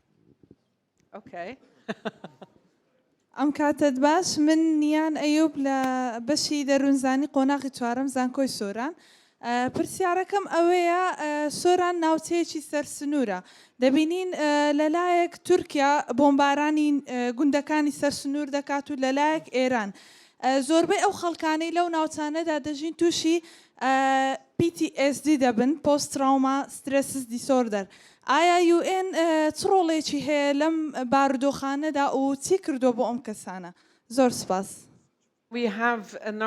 کۆمەڵێک بەرنامەمان هەن بۆ ئەو کەسانەی تووشی تێکچوونی باری دەرونی ئەبن دوای کارەسات بەڵام لەوە گرنگتر ئەوەیە پرسیارەکە ئەوەیە بڵین حکوومەتی عێراق و حکوومەتی هەرێمی کوردستان چیان کردووە و ئەیکەن بۆ ئەوە لەبەر ئەوەی نەتەوەیە گرتوەکان ئەو دەسەڵاتی جێبەجێکردنەی نییە کە هەنێک جار خەڵک پێیان وایە هەمانە ئێمە خەمی دۆخەکەمانە کۆمەڵێک ئاژانسمان هەیە پێوەی سەرقاڵین و کۆمەڵێک بەرنامەشمان هەیە بەڵام ئەوە گرنگە کە کێشەکە بە شێوەیەکی ڕیشەیی چارەسەر بکرێت ئەوەش لەلایەن دەسەڵاتدارانی وڵاتی خۆتانەوە ئەنجام ئەدرێ هەنێک جار منیش سرم لێ ئەشێوێ منیش تووشی ئەو هەستا بم کە هەر کێشەیەک هەبێت و هەر کاریگەریەکیان هەبێت لەسەر کۆمەلگا پێویستەکانەتەوەیە گرتوەکان بێنە سەر هێڵ ڕاستە بەڵام بە بەردەوامی ئەبێت بە هاوەهەنگی بێ ئەزانی ئێمە تەنها ئەوەندەین لە وڵاتێکی گەلێک گەلێک گەورەدا و لە ژینگەیەکی گەلێک ئاڵۆزدا کۆمەڵێک بەرنامەی تایبەتمان هەیە بەو بابەتەی کە تۆ وروژانێ بەرنامەی پشتگیری کۆمەڵایەتی و دەرونی بەڵام دوجار ئەبێت ئەوە لایەنە فەرمیەکانی ئەو وڵاتە بن کە وەڵامێکیان پێبێ بۆ ئەو دۆخە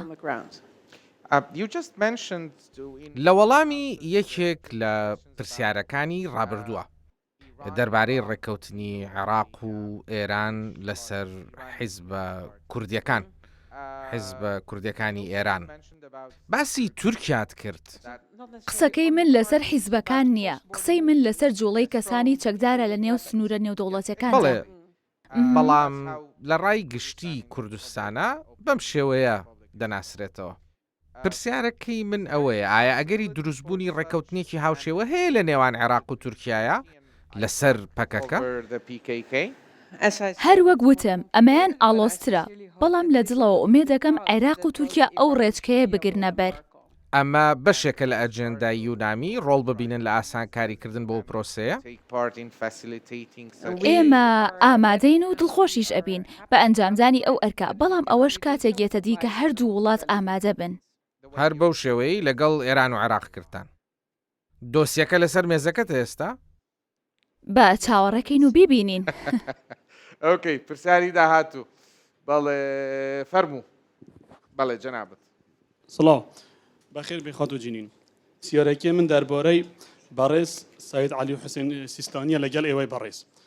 ئەم بەڕێزە گەورەترین مەرجەعی شیعەکانە لە جیهاندا و لە 2011 لەگەڵ هیچ بەرپرسێکی سیاسی کو نەبووتە بەڵام دەبینین زوو لەگەڵ ئێوەی بەڕێز کو دەبێتە. ئایا هۆکاری پشت ئەو کوبوونەوەنە چییە؟ وەلەو کوبوونادا باسی چ دەکرێت؟ ئایا ئێمەی کورد ینی بەتایبەتی لەم سەردەمەدا و لەم چەند ساڵی دوایدا لە کێوەی گفتوگوی ئێوە و بەڕێز سیستانی داین؟ ینی لە گفتوگاندا کە دەربارەی کورد دەکرێن کوردەکان لە گفتوگانی ئێوە دەهەن یانە چونکە زۆر جار ڕاگەیانەکان بڵاو دەکەن بەڵام ناوەڕووکی بابەتەکان ڕوونیە بۆ هاوڵاتیان.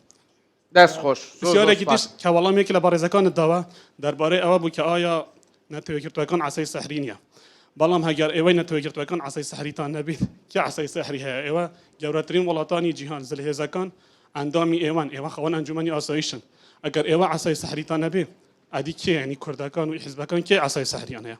زۆر سپاس. ڕەنگە وەڵامەکەەوە بێ کە عاسای سحری هەر نییە لە دنیاە. ئۆکەی با من سەرەتا بە سەماحەتی ئایەتوڵڵا عەلی سیستانی دەست پێ بکەم.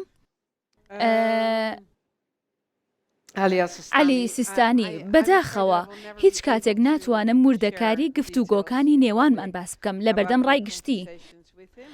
لەبەر ئەوەی ئەوە بەتەواوەتی زیان بە و متمان و پەیوەندی ئاگەیەنێ کە لە نێوانمانە هەیە لە نێوان نەتەوەیە گرتوەکان و سەماحەتی ئایەتوڵڵا بەڵام ئەوەی کە ئەمەوێت بیڵێم ئەوەیە کە سەماحەتی ئایەتوڵڵا یەک ئاواتی هەیە ئەوەش هەمان ئاواتە کە نەتەوەیە گرتوەکان هەیەی ئەوەش سەقامگیری و ئاسایش و خۆشگوزەرانیە بۆ عێراق هەروەها بۆ هەرێمی کوردستانیش.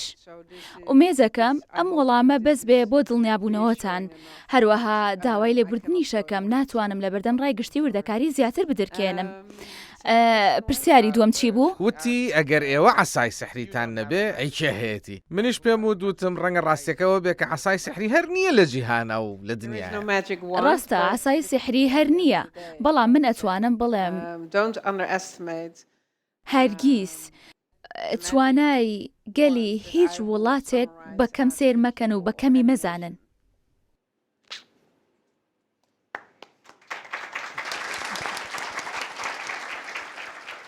ئۆکەی فەرموو. من ماردین خارج لە بەشی پەیوەندی نێودەوڵەتیەکان دیبلۆماسی پرسیارەکەی من ئەوەیە ئێوە لە ماوەی ڕابردوودا چەندین جار هۆشداریتان داوەتە هەرێمی کوردستان بۆ لە ناوچوون یاخود هەڵەوەشانەوە بەڵام لە ڕووی یەکنێگرتنی هێزەکانی پێشمەرگە و هەروەها کێشە ناوخۆیەکان بەڵام بۆچی هۆشداری نادرێتە عێراق لەسەر برسیکردن و نەناردنی بودجە و بودجەی هەرێمی کوردستان؟ زۆر سپاس. هۆشداریم داوە ئەگەر بگەڕێیتەوە و تەماشای هەموو وتارەکانم بکەی کە لە بەردەم ئەنجومەنی ئاسایشی نەتەوەیە گرتوەکان پێشکەشم کردوون لە 4 ساڵ و نیوی ڕابردوودا ئەوە ئەبینی بەس ئەبێت ئەوە بزانی کە نەتەوەیە گرتوەکان لایەنگیری ناکات ئێمە بێلایەنین وەکو هاوبەشێکی بێلایەنی عێراقیش ئەتوانم پێ بڵێم کە ناتوانم گزارش بکەم چەندێک دۆخەکە خراپە و خراپتر ئەبێ بۆ سەقامگیری عێراق ئەگەر گۆی کێشەکانی پەیوەندیدار بە بودجە بە تەواوەتی چارەسەر نەکرێ بە زووترین کات بەڕاستی ئەمە ناکرێ ئەمەوا ناڕوە مامۆستاکانی ئێوە و خەڵکانی زۆری دیکەی وەکو ئەوان چەندین مانگە موچیان وەرنەگرتووە خۆڕاگریەکەیان نمونەییە بەڵام ئەوە بابەتەکە نییە بە کورتیەکەی ئێوە فەرمانبەری حکومەتن لە دەوڵەتی عێراق و پێویستە موچەکانتان وەربگرن قسەکەم ڕوونە بێستون؟ بەڵێ بۆ من ڕوونە ئەی بۆ تۆ؟ بۆ ئێوەش ڕوونە وایە؟ بەناوی خۆی گەورە من لاوێن ڕەشید وەرگێڕە خی گەورە یارمەتی دەربێ ئەم ساڵە یەکەم قۆناغی زانکۆمە خۆزگە یەک زمان ئەبووین تاوەکو ڕاستەوخۆ لە ئازارەکان و دڵ و دەروونمان تێگەیشت بای. ئوستاز زۆر سوپاسی ینی لە ناخەوە سوپاسی جەنابتانەکەین کە دوای 2 ساڵ ئومێدێک گەڕایەوەکەوە گەنجیش بوونی هەیە. بۆیە خولەکێکم پێمەدە ئازارەکانی ئێمە و کۆمەڵگە ئەوەندە کەم یە تاوەکو من لە خولەکێکدا کورتی بکەمەوە. درێژی مەکەوە. باوکی من 33 ساڵ پێشمەرگە بووە. خزمەتی کوردستانی کردووە بە شانازیەوە. دوای 33 ساڵ خزمەتکردن مافی ئەوەی هەبوو خانەنشین بێت. بڕیاریدا خانەنشین بێت. دواتر من وەکو کچە پێشمەرگێک بیرم کردەوە وتم ئۆ واو بەجددی یعنی باوکی من کە خانەنشین ئەبێت کەمتر لە جاران ماندوو ئەبێ، کەمتر لە جاران لێمان بە دوور ئەبێ. نەمزانی هەموو ئەوانەی ئەیکەم تەنیا خەیاڵێکن. بۆ لەبەر ئەوەی وەڵامی حکوومەت و دەسەڵاتدار و بەرپرس بۆ باوکی من بۆ هەموو ئەوانەی وەکو باوکی من ماوەی 8 مانگە مەعاشمان وەرنەگرتووە.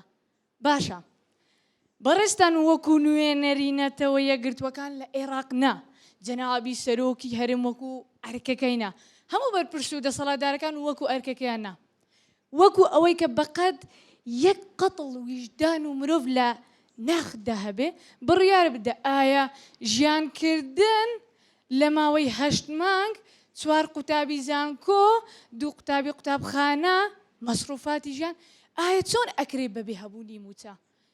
باوکیشم نە هەموو ئەوانەی وەکو باوکم هەیە ناتوانێت. ئەزانی ئێستا باوکم لەکوێیە لە پێناو ئەوەی ئێمە داهاتوێکمان هەبێ بە بۆشایی نەژین لە شاخە کشت و کاڵیەکە کەوایە. پرسیاری من بۆ بەڕێستان ئایا میلەتە داما و قوڕ بەسەرەکەی کورد بڕیارە لە ڕووی موچەوە چی بەسەر بێ تاکەی مانگێک بیر معاش ئەدەن دوای 2 مانگ بیر ئەکەنەوە معاشێکی تر بنێرن.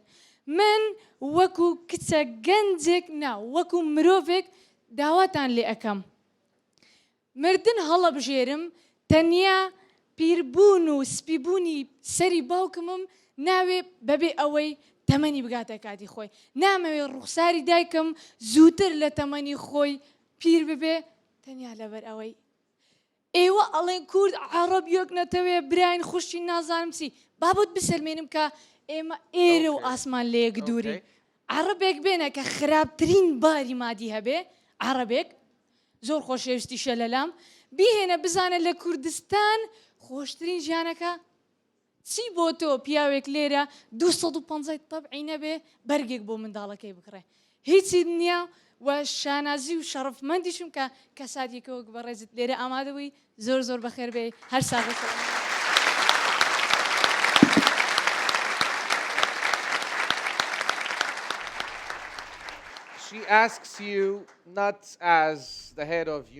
وەکو بەرپرسی یونامی پرسیارە لێ ناکە وەکو مرۆڤێک پرسیارە لێەکە ئەڵێ باوکی 8 مانگ پێش ئێستا خانەنشین کراوە دوای 33 ساڵ خزمەتی گشتی. نا من لەوە تێ ئەگەم پێم وتن کە من لێرە وەکو نوێنەری تایبەتی سکرتێری گشتی نەتەوەی گرتوەکان قساکەم نەک وەکو خۆم بەڵام وەکو مرۆڤێک وەکو مرۆڤێکی ئاسایی ئەگەر قسە بکەم ڕەنگە کەمێک گران بێ بۆ من بەڵام وەکو وتم هەم وەکو نوێنەری تایبەت و هەم وەکو مرۆڤێکیش ئێڵێمەوە پێنەدانی موچەی فەرمانبەران و خانەنشینان بەهۆی کێشە پەیوەندیدارەکان بە بودجە لە نێوان بەغزا و هەولێر جێگەی قبول نییە. من شەرم ناکەم لە وتنی ئەو ڕاستیە لە بەردەم ڕای گشتیە بەڵام ئومێدەکەم ئەوە بزانن کە پرسەکە ئەوە نییە بڵێیت هەمووی پەیوەندی بەو کەسانەوەیە کە لە بەغدا دانیشتون یان ئەوانەی لە شارێکی دیکە دانیشتون لە عێراق یان ئەو عەرەبانن کە دژی کوردن. بابەتەکە ئەوەیە کە لەلایەک عێراقی فیدراڵ و لەلایەکی دیکە هەرێمی کوردستانە هەیە و لە هەردوو لا کۆمەڵێکشت هەن پێویستە ئەنجام بدرێن بۆ ئەوەی بتوانن بگەن بە ڕێکەوتنێکی درێژخایەن. نەتەوەیە گرتوەکانیش بە بەردەوامی ڕێگەچاری بۆ پێشنیاز کردوون چوارچێوەی کار و نەخشە ڕێگای بۆ پێشنیاز کردوون. دوای 18 ساڵ ئەمڕۆ ئەتوانم بڵێم کە بەشێکی کەم لەوانە بوون بە کردار. ئەمە ئەو داواکاریە کە جارێکی دیکە دووبارەی ئەەکەمەوە. لە وتارەکەشم لە بەردەم ئەنجومەنی ئاسایشی نەتەوەیە گرتوەکان ئەیڵێمەوە. ئەمە تەنها شتە کە ئەتوانم بێڵێم. وەکو مرۆڤێکیش دڵگرانم، هەروە خەجاڵەتم، هەز بە شەرمەزاری ئەەکەم کە هەموو ئەم شتانە ڕوودەدەن.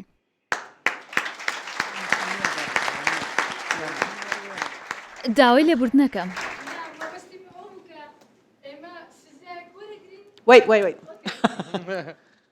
مایکیشت پێویستە.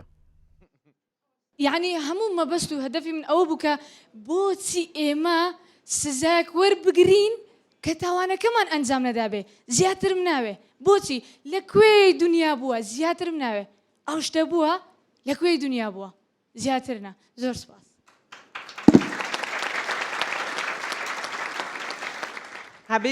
حەبیبتی لێو تێگەم، من لێو تێگەم، لە هەست و سۆز و لە تووڕەیەکەشە تێ ئەگەم. ئەگەر منیش لە جێی تۆ بوومایە هەر وەکو تۆ ئەبووم. پێم وایە پێویستە ڕۆژێک لە ڕۆژان بیر لەوە بکەیتەوە کە بچیتە ناو سیاسەتەوە. بەڵام ئەبینم ئەوە ئەو ئازارەیە کە ئەیچێژیت بۆتە هۆی ئەو سۆزە قوڵە و کە ئێستا لەگەڵ من بەشیەکەی. نەخێر، خەڵکی کوردستان، خەڵکی هەرێمی کوردستان نابێ سزا بدرێن بە هیچ شێوەیەک. دەسەڵاتدارەکان، ئەکتەرە سیاسەکان و هەروەها بەرپرسە فەرمیەکان پێویستە سەر بکەون بەسەر بێتواناییەکانیان بۆ ئەوەی بە تەواوەتی کۆتایی بۆ مۆتەکەیە بێنن کە ئێخەی تۆ و باوکت و خەڵکانی دیکەی زۆریشی گرتووە لەم هەرێمەیە. جا لاڤین حەزی لە تۆپی پێە و زۆر سەرکەوتوشە. زۆر باشە. اینجا دوێنێ بۆی باس کردم. ئەمەش هەر دیاری ئەوە بۆ من. دوێنێ ئەو دیاریدا پێم بۆی ئەم ڕۆهەڵی سێنم. ئەویش ئەمە بکاکە کردی زیرەکە. نا ئەوەی کە تۆ کردە ڕاست بوو، تۆ ڕاستەکە و کرد. ئەزانی بۆ لەبەرەوەی هەندێک جار سیاسەکان شتێک لە بیرەکەن. منیش جاران کە سیاسی بووم ساڵانی ڕابردوو. ئێستا وەکو مرۆڤێک قسەکەم، نەک وەکو نوێنەری نەتەوەیە گرتوەکان. منیش ساڵانێک لە سیاسەتا بووم و یەکێک لەو شتانەی تێبینیمە کە ئەو کاتە ئەوە بوو کە زۆر جار لە دیبەیتی سیاسیە هەست و سۆز غایبن، هەست و سۆزی ڕاستەقینەی مرۆڤ. ئەو هەست و سۆزەی کاتێک خەڵکی گوێی لە قسەکانە ئەبێ هەستە پێیەکە. دوو وەج بە میوانی تایبەتمان هەیە. کاک ئارۆ دانا لێرەیە و سنتەری ڕۆشنبیری سۆرانیش لێرن. لەکوێن سنتەری ڕۆشنبیری سۆران؟ ئەتوان بتان بینم؟ لێرە نین؟ لەویان. ئۆکەی، بۆچی وا خۆتان شاردۆتەوە؟ کوا هین کوا؟ ئەم سۆری وی هاد کاک ڕێژیار کوا. ئێستا ئەمەوێ مایکەکە بم بە ئارۆ دانا.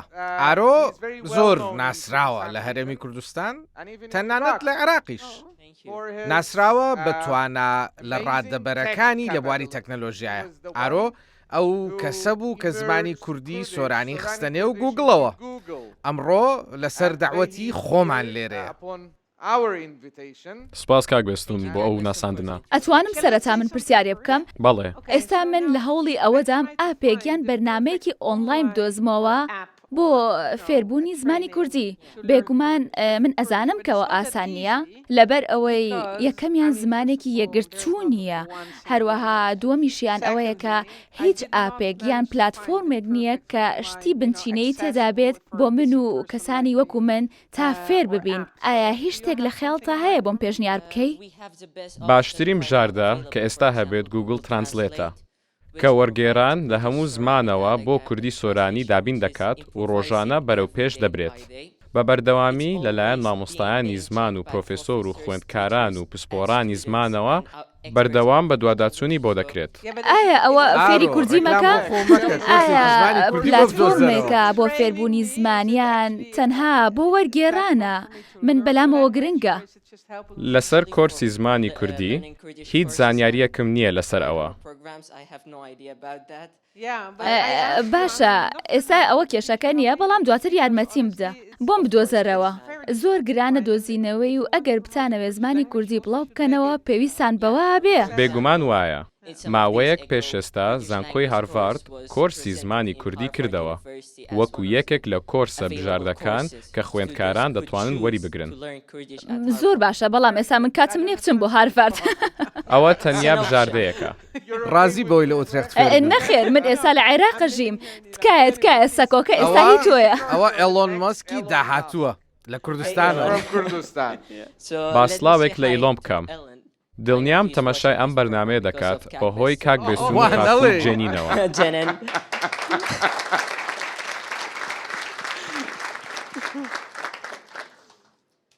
دەمەوێت سلااو لە ئیلۆم بکەم و لێی بپرسم پرۆژەی نیورۆلینگ چۆن دەڕوا. ئاگادارم کە تێست لەسەر مێشکی مرۆڤ دەکەن. ئایا پلانتان هەیە ئەو پرۆژەیە بگاتە عێراقیش؟ لەبەر ئەوەی 10 ساڵی دیکە کاتێک من 26 ساڵ دەبم پێویستت دەبێت سەردانێکی کوردستان بکەیت چونکە سیلیکۆن ڤالی داهاتوو لێرە دەبێت. بەڵێ. ئەی هیچ پرسیارێک نییە بۆ جێنین؟ هەمووی هەر بۆ مەسکە؟ یەک پرسیاریشم هەیە بۆ خاتوو ژەنین پێش هەموو شتێک بەخێر بێت. دەمەوێت ئەوەت لێپرسم کە ئایا یۆنامی چۆن دەتوانێت هاوکاری گەنجانی کورد بکات کە لە بواری تەکنۆلۆژیادا کار دەکەن یان حەز دەکەن لەو بوارەدا کار بکەن و دەیانەوێت کوردستان وەرچەرخێنن بۆ سیلیکۆن ڤالی داهاتوو. چۆن دەتوانن یارمەتیمان بدەن لەوەدا؟ لە ڕاستیە ئەوە شتێکە کە یۆنامی نایکات. لە ڕاستیە نەتەوەیە گرتوەکان کۆمەڵێک بەرنامەی هەیە و فەندیشی هەیە. ئەگەر پەیوەندیدار بێت بە دامەزراندنی کۆمپانیا و تەکنەلۆژیا و ستارئەپ ئەوانە هەن. ئێمە ئامادەین بۆ ئەوەی بزانین چی هەبێ بتوانین بیکەین هاوکار بینتیایە. بەڵام ئەمە ئەرکی سەشانی حکوومەتە بۆ ئەوەی کارەکانتان بەرەو پێش بەرێت. ئەوە ئەوانن کە ئەبێ ژینگەیەکی دروستان بۆ فەرەهەم بهێنن بۆ دەستپێکردنی پرۆژە و دامەزراندنی کار و کۆمپانیا نەک نەتەوەیە گرتووەکان. ڕاستە نەتەوەیە گرتووەکان لێرێ و ڕۆڵێکە گێڕێ. ئەوەش بەهۆی ئەو ناسەقامگیریەی لە 20 ساڵی ڕابردوودا هەبوون. بەڵام من لە ناخی دڵمەوە ئومێد دەکەم ئەو ڕۆژە ببینم کە هیچ ڕۆڵێک نەماوە بۆ نەتەوەیە گرتووەکان تا بیگەڕێ لە عێراقا. کەوا بوو بە تەواوەتی ئەرکی سەشانی حکوومەتەکەی خۆتانە ئەو ژینگەیە دروست بکات. باشە؟ ئارۆ خوێنکاری ئەو خوێندنگەیە کە من لێمە خوێن. تەماشاکەن خەڵکە بن بەچی و ئێمە لێ کوێین. ئۆکەی با تەماشایەکی ئەم لاوە بکەم بە بۆنەی ئەم پایەوە ئەو دیو نابینم. بەڵێ ئۆکەی بۆی حەقی و خەڵکە نەخۆین. بەڵێ خێراتان دەکەم بۆ زانکۆی سۆران. مقدەبێکی زانکۆی سۆرانم پرسیارەکەم سەبارە بە داهاتووی هەرێمی کوردستانە. ئێمە دەزانین کە هەرێمی کوردستان ئابووری سەربەخۆی نەماوە و ناوتەکەی ڕەدەستی بەغدە کراوە بەڵام بەغداش بوو چەم و چەش سەدۆڕەکان وەک پێویست نانێریتن. هەر جارە بیانوویەک و ئاستەنگی دروست دەکات. ئایا نەتەوەی گرتەکان هەڵویستی چییە لەو نێوانەدا و ئایا داهاتووی ئابووری هەرێم هەر بەم شێوە بەردەوام دەبێت؟ زۆر سوپاس. ئەزانی ئەتوانم بڵێم ئەم پرسیارە دووبارەیە. تکاتان لێ یەکەم پرسیاری دووبارە مەکەنەوە. ئەزانم زۆر بەتان ئەگەری هەیە هەمان پرسیارتان هەبێ. بەڵام جێنین ئەکرێ لایەنێکی ئەم پرسیارە هەبێت کە بتەوێ وەڵامی بیتەوە. ئەویش دووبارە دەستپێکردنەوەی هەناردەکردنی نەوتە لە ڕێگەی تورکیاوە. بەڵێ ئێمە هەمومان چاوەڕێ ئەوەین هەناردەکردنی نەوت لە ڕێگای تورکیاوە دەست پێ بکاتەوە. من ئاگادارم کە عێراقی فیدراڵ و هەرێمی کوردستان دەست لە نێودەست کارەکەن لەو پێناوەیە لەبەر ئەوەی ئەمە خاڵێکی بنچینەیە بۆ هەرێمی کوردستان تا بتوانێت ئەرکەکانی سەرشانی جێبەجێ بکە لە چوارچێوەی ڕێکەوتنی بودجەدا لەگەڵ بەغدا. بەڵێ ناوم زەکەریا قوتابی قۆناغی دووەمی بەشی یاسام لە زانکۆی سۆران. سێ پرسیارم هەیە. چاولێت بڵێ ئێستا ئەیبینم. پرسیارێکم بەڕای تۆ لەسەر چ ئەساسێک ئەو 5 وڵاتە زلهێزە کە ئەمریکا و رووسیا و بەریتانیا و فەڕەنسا و چینن بوونەتە ئەندامی هەمیشەی لە ئەنجومەنی ئاسایش. بەڵام لە هەمان کاتیشدا بۆچی هیچ وڵاتێکی ڕۆژهەڵاتی ناوەڕاست ئەندامی هەمیشەی نیە لەم ئەنجومەنەدا؟ پرسیاری دووەمم ئێوە بەدەیان جار بەیاننامەتان دەرکردو لەسەر دۆخی ئۆکرانیا و رووسیا بەڵام بۆچی یعنی چەند جار کردوتانە لەسەر کوردستان و عێراق کە چەندەها جار سەروەریمیان پێشێل کراوە و خەڵکی مەدەنی کراوەتە ئامانج لەلایەن وڵاتێکی زلهێزەوە. بۆچی ڕاستەوخۆ پشتگیری ئۆکرانیا دەکەن دژی رووسیا بەڵام پشتگیری کوردستان ناکەن دژی وڵاتێکی وەکو تورکیا و ئێران؟ کۆتا پرسیارم سەبارەت بە پرسی ژینگەیە. بەداخەوە ئێمە یەکێکین لە وڵاتانی کە ژینگەمان بۆتە قوربانی داگیرکاری بەرژەوەندیەکانی خۆرئاوە. ئێوە شتێکێک لە ئامانجەکانتان گرنگجیدانە بە بواری ژینگە. دەتوانی بەداتا پێم بڵێ لە ماوەی ئەو چەند ساڵی کە لە عێراقن چیتان کردووە بۆ ژینگە پارێزی کوردستان و عێراق؟ زۆر سپاس. ئۆکەی دەستخۆش بەڵام تکایە لەمە دوای یەکی یەک پرسیار. بەڵێ سێریکە تۆ قسە لەگەڵ نوێنەری سکرتێری گشتی ئەگەی تەنها بۆ عێراق قسە لەگەڵ ئەنجومەنی ئاسایش ناکەی. من پێم خۆشە بێ گفتوگۆ لەسەر بابەتی رووسیا و ئۆکرانیا بکەین بەڵام ئەوە ئەمان باتە دەرەوەی بابەتەکەی ئەمڕۆمان. من دڵنیام کە وەرگێڕانەکەش زۆر باشە بەڵام هێشتا گرانە بۆ من لە قسەکانێت تێبگەم باسی ئەنجومەنی ئاسایش و ئەندامەکانی ئەەکەی. لەو بارودۆخەدەیان ناچارم بانگێشتە بکەم بۆ ئەوەی کەمێک بخوێنیتەوە لەسەر مێژووی نەتەوەیە گرتوەکان و بە چاوی خۆ ببینی کە چۆن دروست بووە. ئەبێ بگەڕێتەوە بۆ ڕووداوەکانی جەنگی جیهانی دووەم لە ئەوروپا. ئەوە شەبیر بێ کە عێراق بۆ خۆی یەکێک بووە لە ئەندامانی بنیادنەری نەتەوەیە گرتوەکان. ئەگەر پرسیارەکە و لەسەر ئەوەیە کە بۆچی ئەو 5 وڵاتە ئەندامی هەمیشەیین بێگومان ئەوە هۆکاری خۆی هەیە کە بە خوێندنەوەی مێژوو لەو هۆکارە تێئەگەی. بەڵام لەگەڵ ئەوەشە ئایا ئێستا کۆی ئەو سیستەمە ڕوبەڕووی ئاڵنگاری بۆتەوە؟ بەڵێ ڕوبەڕووی ئاڵنگاری بۆتەوە. بێجگەلەوەش ئەوە بزانە کە بێ لە ئەندامە هەمیشەیەکان ئەندامی کاتیشمان هەن کە وڵاتانی ناوچەکەشی تێدایە و ئەکرێ عێراقیش خواستی ئەوەی هەبێ ببێ بە ئەندامی کاتی ئەنجومەنی ئاسایش. ئەویش دەتوانێت ببێ. ڕاستە چەندەی ڕابردوو باشترین کاتەکان نەبوون بۆ عێراق بۆ ئەوەی ببێ بە ئەندامی کاتی ئەنجومەنی ئاسایش. بەڵام ئێستا لەمە و بەجوا بۆنا. بۆ نمونە ئێستا ئیمارات ئەندامە. وڵاتانی دیکەش دەتوانن ببن بە ئەندام. فەرموو هۆڵەندا ئەندامی ئەنجومەنی ئاسایش نییە لەبەر ئەوە هانە ئەیەم کەمێک زیاتر مێژوو بخوێنیتەوە. هاوکات زانیاریش کۆکەیتەوە لەسەر پێکهاتەی نەتەوەیە گرتوەکان. بەدەر لەوەش لەسەر رووسیا و ئۆکرانیا با من هیچ لەسەر خودی پێکدادانەکە نەڵێم. بەڵام ئەگەر ئەتەوێ بیڵێ ماوەیەکە هەموو سەرنجەکان چوونەتە سەر رووسیا و ئۆکرانیا لە کاتێکا کە چەندین شوێنی دیکە و ناوچەی گەرم هەن لە جیهاندا و پێویستیان بە سەرنجی ئێمەمانان هەیە.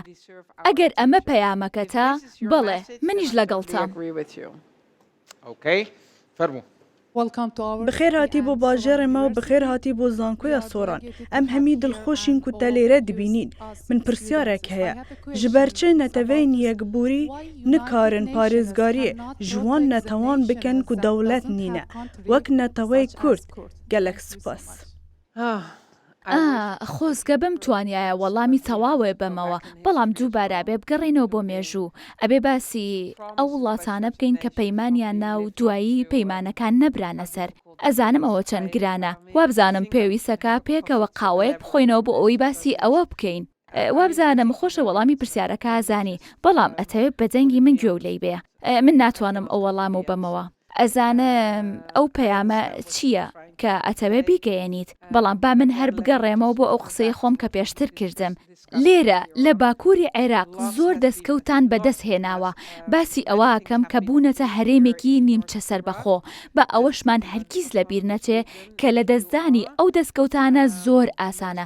ئێستا ئێوە لەو دووڕیانەدان دووڕیانێکی ئاسان نییە شەڕ بکەن لە پێناوی پاراستنی ئەو دەستکەوتانەیە کە هەتانە تکایە. ئەو بەڵێ فەرموو. ئێوارەتان باش. من محەممەد سەدیق قوتابیم لە زانکۆی سۆران بەشی کۆمەڵناسی قۆناغی چوارم. من پرسیارەکەم لەسەر ترانسلیت. Oh yeah, sure. You see, again, I think I speak Kurdish, but it's not true. پرسیارەکەی من لەسەر جینۆساید و ئەنفالکردنی کووردە. ئێمە ئەگەر سەیری بکەین لە ڕابردووە مەسەلەن جینۆسایدی کورد لەرلان ڕژێمی بەحسەوە بەسەرمان کراوە. ئێوە وەکو نەتەوەی گرتوەکان چیتان کردووە بۆ جینۆسایدی کورد بۆ هەوڵدان بۆ ناساندنی جینۆسایدنی کوردەکان و بۆچی تا ئێستا بە جیهانتان نەناساندووە؟ خۆ جینۆسایدی کوردەکان هیچی تری کەم نییە لە جینۆسایدەکانی تر کە ناسێنراوە. باشە ئەمە پرسیارێکی زۆر گرنگە لەبەر ئەوەی وابزانم ساڵی ڕابردوو بوو وتارێکم پێشکەش کرد لێرە لە هەولێر لەسەر ئەنفال و کارەساتەکانی دیکە سەبارەت بە هەڵمەتی ئەنفال کە جینۆساید بوو دووبارە ئەگەر بگەڕێیتەوە بۆ مێژوو ئەبینیت کە جادگاییکردنی سەدام دەرفەتێک بوو کە لە دەست چوو.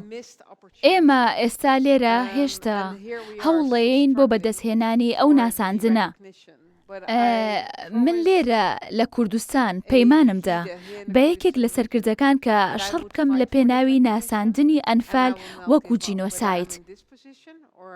ئەگەر لەم پۆستەدا بم کە ئێستا هەمەیان دواتریش لە هەر شوێنێکی دیکە بم کەوابوو لەگەڵتام و لەگەڵ هەموو قسەکانتم. دێمە کوێ دێمە ئێرە ئەو کوڕەکە جارێ ئۆکەی بەڕاستی ئێمە داخێکمان لە دڵدایە و یعنی داخی گشت کوردێک وابزانم لێرەش ئەو شتت ئاگالێ بوو کە ڕنگ بێ بێزاریش بوو بەهۆی ئەوەی کە زۆر دووبارە بۆەوە ئەویش پرسی سەر بەخۆی کووردە. بەڕێز پلاسقارد بیان و دەهاتەوە بۆی کەوا کاتەکە گونجاو نەبوو. باشە بەڕێی ئێوە ئەگەر تەماشای هەر چوار وڵاتی دراوسێمان بکەینێ کە تورش یعنی بە ئێران لە گەماری و لەسەر بوو، عێراق لە لاوازیدا بوو، ئەوەی هەبوو تەنها تووشیا بوو لە کاتی ڕیفراندۆمەکە لەگەڵمان ئەوش ناکۆک بوو لەگەر ئەوروپا. یعنی تەسەوڕ ناکەین کەەوە ئەوە مبەڕیر بێتن بۆەوەی کەوا ئێوە بڵێن لەگەر ریفراندۆم نەبووین. یان ئەگەر بڵێن سەرکردەکانتان خراپبوون ئەی باشە بۆچی نەتەوەی گرتوەکان پاڵپشتی باشووری سوودانیان کرد پاڵپشتی ئێمەیان نەکرد. خۆ بەخۆمان بینی ساڵی 2016 سفاز حتێکشان بێکتر ئەمە لەناو کوردا ئەو نەبووە. من تۆ زۆر بە دۆستی کورد دەزانم و یەکی لە قسەکانیش باسەوە دەکەی دەڵێ دۆستەوێ بتگرێنێت دەمانەوێت بمانگرێنیت بەڵام پێمان بڵێ ئەو برینە چییە کە لە کووردا هەیە نەیتوانیوە بێت بە دەوڵەت. تکایە پێمان بڵێ بە ڕاشکاوی زۆر دەزانم کە ڕاشکاوی بەڵام ڕێک بێت بە مباشرەتەن ئەو پرسیارەت ئاراستە نەکرابێت کە ئایا برینە ئێمەی کورد لە چێدایە کە ناتوانین ئەوە سەدەیەکە لە ژێردەستەی چەوسانەوە داین بە ئەنفال بە کیمیا بارانکردن بە هەموو دەردەسەرێکمان دیوە دەمانەوێت برینەکەمان پێ بڵێ بە ئەوی چارەسەری بکەین و کاری سەر بکەین و ئێمە شۆک و هەموو گەرێکی دنیا ببین بە دەوڵەت و سەر بخۆی خۆمان بینی. زۆر سوپاس. یاخۆ بەخێر.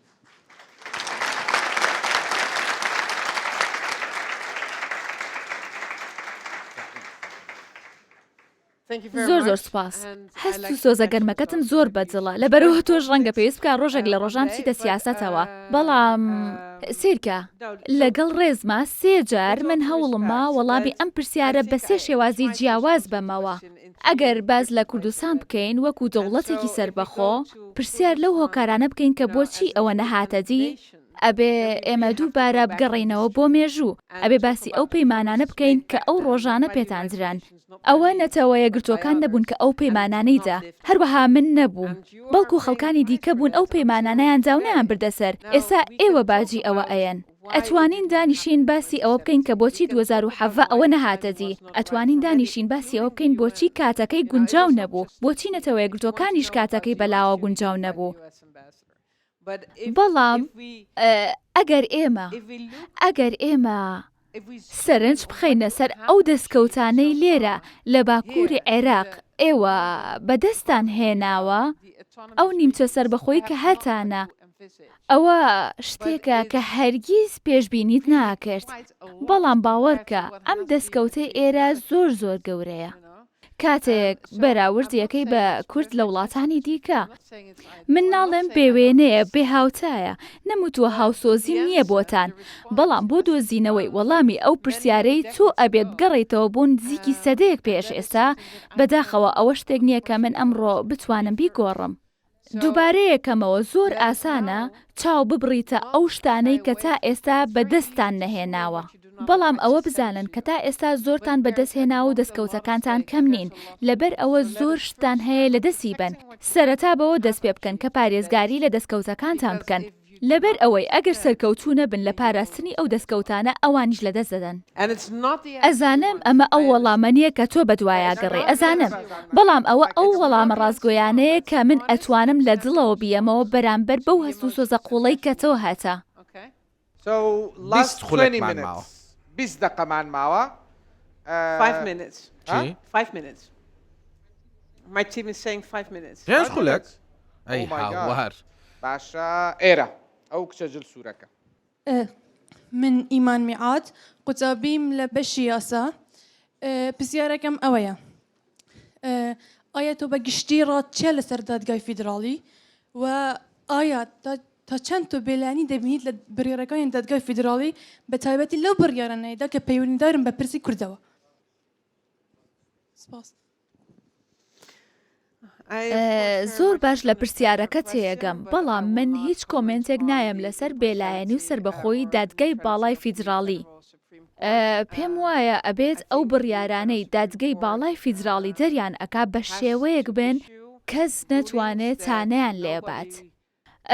سێرکە لە دۆخێکی سیاسی ئاساییدا هەرگیز تووشی ئەمە نابیت، بەڵام لە کاتێکە کە لایەنە سیاسیەکان بۆ پرسی سیاسی پەنا ئەبەن بۆ دادگای باڵای فیدراڵی، ئەمە ئەنجامەکەی ئەبێ کەوابوو ئەگەر ئێوە سیاسیەکانتان دام و دەستگا فەرمیەکانتان و سەرکردەکانتان بتوانن بۆ خۆیان یاساکان دەربکەن و بڕیار لەسەر چارەسەری کێشەکان بن، لەو کاتەیە پێویستان بەوە نابێ هەموو شتێک بنە بەردەم دادگا.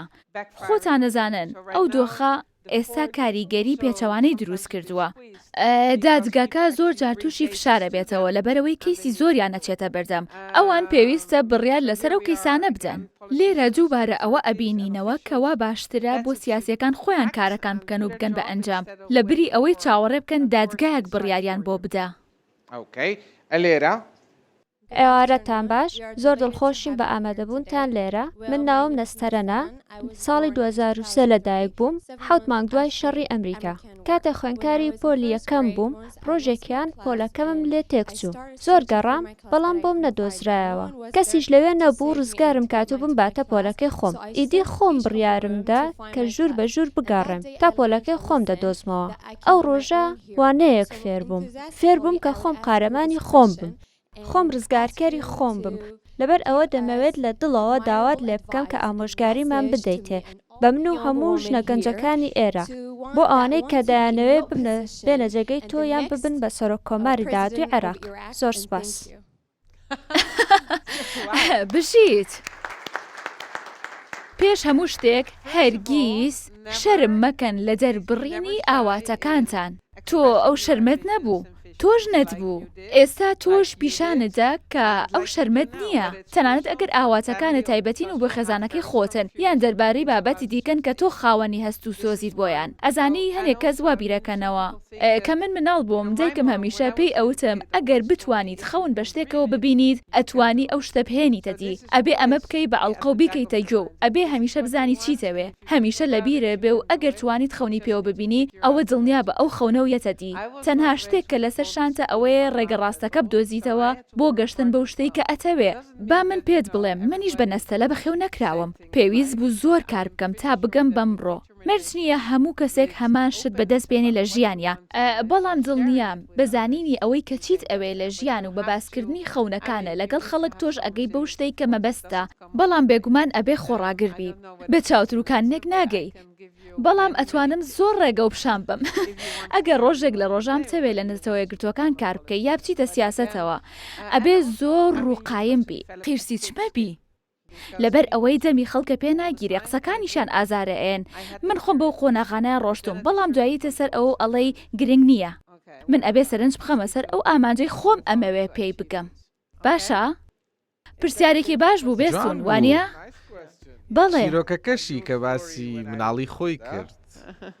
ئۆکەی فەرموو. بەڵێ. سرەتا دەبەوێت بە خێراتنت بکەم. زۆر خێراتی بۆ زانکۆی سۆران.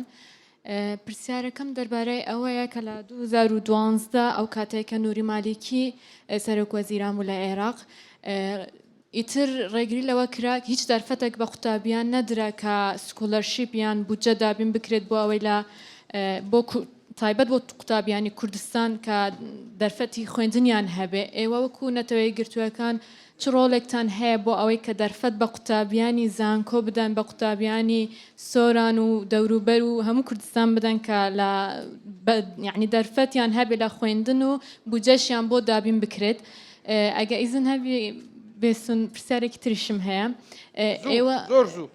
ئێوە زۆر سوورن لەسەر ئەوەی کە هێزە کوردیەکان لە 25 دوو هەڵبژاردن بکەن. مەبەستان لەو سووربوونە چییە؟ بۆچی دەتانەوێ ینی ئیلا 25 دوو هەڵبژاردن بکرێت و هەروە لە بابەتی کەرکووکیش. پێچەڵێم لەبەرچی زۆر بەلامەوە سەیرە کە پێشتر ئەم پرسیارە نەکراوە. بەڵێ زۆر گرنگە ئەو پرسیارەی پەیوەندی بە هەڵبژاردنەکانەوە هەیە. لەسەر پرسیارەکەی دیکە کە پەیوەندی بە سکۆڵەرشیپی خوێندنەوە هەیە پێویستە بە دوواداچوونی بۆ بکەم. ئێستا هیچ وەڵامێکم پێ نییە بۆ نازام چی ڕوویاوە لە سەردەمی مالکیە. بەدوایە چمو دواتر لە ڕێگەی بێستونەوە وەڵامە ئەیەمەوە. لەبەر ئەوەی کەمێک پێش دەستپێکردنی بەرنامەکە ئێمە گفتوگۆیەکی هاوشێوەمان هەبوو لەسەر ئەو بابەتە. لەبەر ئەوە ئەبێ بە دوواداچوونی بۆ بکەم و بۆ ئەوەی بزانم کەیسەکە چێ و چۆن ئەتوانین کاری لەسەر بکەین. ئەگەر ئەوە بخینە ئەو لاوە بینە سەر باسی هەڵبژاردنەکان ئەوەی ڕاستی بێ من زۆر بەلامەوە سیر بوو سرم سوورمالەوەی بۆچی کەستان پرسیارتان نەکرد لەسەر هەڵبژاردنەکان. لەبەر ئەوەی هەڵبژاردن بەردی بناغی هەموو سیستمێکی دیموکراسی و ئەوەندەی من بزانم هەرێمی کوردستان خۆی بە سیستمێکی دیموکراسی ناوزەجەکە. سەرەتا ئۆکتۆبەری پار دیاریکرا بۆ ڕۆژی هەڵبژاردن. دوای ئەوە دواخرا بۆ نۆڤەمبەری ئەم ساڵ و ئێستاش خرایە شوباتی ساڵی داهاتوو. کەوابوو دواکەوتنێکی زۆر هەیە بە بۆنەی ئەو شەڕە سیاسی کە هەبوو. ئەمە چۆن ئەبێ؟ ئێوە ئێستا حکومەتێکی کاربەڕێکەرتان هەیە کە ناتوانێت بەو ئەرکانە هەستێک کە پێویستن بۆ دابینکردنی پێداویستیەکان و بەرژەوەندیەکانی ئێوە.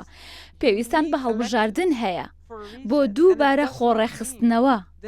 ئەوە مانای ئەوە نییە کە ڕۆژێک دوای هەڵبژاردنەکە ژیانتان زۆر خۆشتر ئەبێ، بەڵام مانای ئەوەیە هیچ نەبێ لاپەڕەیەکی نوێ ئەکەنەوە لە پێناوی بەدیهێنانی ئەو خۆڕێخستنەوەیە. لەبەر ئەوە زۆرم پێخۆش بوو کە تۆ ئەو پرسیارە کرد لەبەر ئەوەی لە دڵی خۆمە ئەموت بابەتەکە چییە؟ هەر باسی ڕابردوم لەگەڵ ئەکەن تێ ئەگەم لەوە لەبەر ئەوەی ئەزانم ڕابردوو ئامادەیە لە دەمی ئێستادا.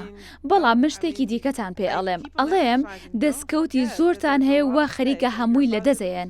باش بزانن کە هەڵبژاردنەکان زۆر گرنگن لەم چوارچێوەیەیە. لەبەر ئەوە تکایە هەمووتان ماڵەکانتان جێبێڵن و بچن دەنگ بن. هەمووتان 25 شوبات دواتر نا. جا دڵنیابین لەوەی کە ئەو ڕۆژاکرێ؟ باشە منیش هەر ئەوەنەی تۆ دڵنیام. تەنها شتێک کە بتوانم بیکەم ئەوەیە کە جەخت بکەمەوە لە ئەنجامدانی هەڵبژاردنەکان لە کاتی خۆیە. ئێستاش کە 25 مانگ دیاری کراوە من تەنیا ئەتوانم ئومێد بکەم کە 25 مانگ ئەنجام بدرێ لەبەر ئەوەی درەنگخستنی هەڵبژاردنەکان خزمەتی کەس ناکە، نە بە ئەوانەی چاوەڕێی موچەن، نە بە ئەوانەی چاوەڕێی بە جینۆساید ناساندنی ئەنفالن، نە بە ئەوانی دیکەش. حکوومەتی کاربەڕێکەر ناتوانێت ئەو بابەتانەیەک لای کاتەوە بە تایبەتی کە کەسانێکیش هەبن لەو لاوە بیانەوێت کەڵک لەو دۆخە وەربگرن. تۆ ڕۆڵێکی گرنگ گێڕا لە کار ئاسانیکردن بۆ گفتوگۆکردنی حیزبەکان بۆ دیاریکردنی ڕۆژێک بۆ هەڵبژاردن. ئەوە زۆر گران بوو. ئەو ڕۆژانم زۆر بەباشی بە بیر دێ. ئەو پرۆسەیە چۆن بەڕێوە چوو؟ ئەو کۆدەنگیە چۆن هاتەکایەوە؟ هیچ کۆدەنگیەک نەبوو. ئەگەر هەبووایە درەنگیان ناخست. ئەی ئێستاش نیمانە کۆدەنگی؟ پێم وایە کە ئێستا هەیە. ئەدی ئەو کۆدەنگی ئێستا چۆن دروست بوو؟ باشتر وایە هەستی ئەو ڕۆژانە دووبارە نەهێینەوە نێو دڵی خۆمان، بەڵام وابزانم کات ڕۆڵی خۆی بینی. وابزانم تێپەڕینی کاتی زیاتر کاریگەری پێچەوانەی ئەبێ لەسەر هەمووان. جەماعەت شتێکی کەش کە ئەبواە لێتان پرسیایە بابەتی نوێنەرایەتیکردنی کریستیان و تورکمانە لە پەرلەمانی کوردستانە. جێنین هیچت هەیە لەسەرەوە بابەتە بیڵێ؟ هەمومان چاوەڕێی بڕیاری دادگای باڵای فیدراڵین لەو بارەیەوە. نمونەیەکی دیکەی ئەوەی کە دادگا بڕیار ئەیە لەسەر بابەتێک لەبەر نەبوونی ڕێکەوتن لە نێوان پارتە سیاسیەکان ئەوەش مەترسیدارە. لەبەر ئەوەی هەندێک خەڵک ئەو بڕیارەیان بەلاوە باش ئەبێت، هەندێکی دیکەش بەلایەنەوە باش نابێت، هەندێکیان ئەکەونە لۆمەکردنی دادگاکە. بەڵام کاتێک وردەبیتەوە لە دۆخەکە ئەبینی هۆکاری هەموو ئەوانە ئەوەیە کە سیاسەکان لە کاتی خۆیان ڕێنەکەوتون و بابەتەکەی خۆیان کردوتە دۆسیەک و خستوێنەتە بەردەم دادگا. شەڕەفمەندیم بە هاتنتان بۆ ئێرە. من ناوم ڤینۆس موشیرە، یەکێکم لە لێکۆڵەرە گەنجەکانی ناوەندی لێکۆڵنەوەی زانستی زانکۆی سۆران، هاوکات بەڕێوەبەری سەنتەری گەشەپێدانی کاری زانکۆکەم. ئەگەر ڕێگەم پێ بدەن حەز دەکەم پرسیارەکەم بە کوردی بکەم. بێگومان ئەبێ سەربەرزبی کە بە زمانی خۆ قسە ئەکەی. بەندە کچی دامێنی ئەو چیایانم زانکۆی سەلاحەدین بەشی فیزیام تەواو کرد دوجار لە دوو ژووردا لە زانکۆی سۆران کە تەمەنی کەمترە لە 15 ساڵ توانیم دەرفەتم بۆ ڕەخسا کە ماستەر لە بواری نانۆ تەکنۆلۆژیدا بەدەست بهێنم و لە فەزایەکی ئەو پەڕی بێئیمکانیەتیدا توانیم پاتێنتێک لە بوارەکەدا لە وڵاتی ئوسترالیا ڕیجستر بکەم داهێنانێک ئەنجام بدەم لێرەدا دەمهەوێت بپرسم کە لەگەڵیدا چەندان توێژینەوەی گرنگمان لە گۆڤارە نێودەوڵەتیە خاوەن ئیمپاکت فاکتەرە بەرزەکان بڵاو کردەوە لێرە دەمهەوێت لە جەنابتان بپرسم ئێوە وەک UN چیتان لەدەست دێت بۆ پشتگیری سنتەری توێژینەوەی زانستی زانکۆی سۆران کە پێویستی بە باڵەخانە ئەجهیزە و تاقیگەی پێشکەوتوو هەیە لە کاتێکدا چەندان سەرمایەی مرۆیی گەورەی هەیە.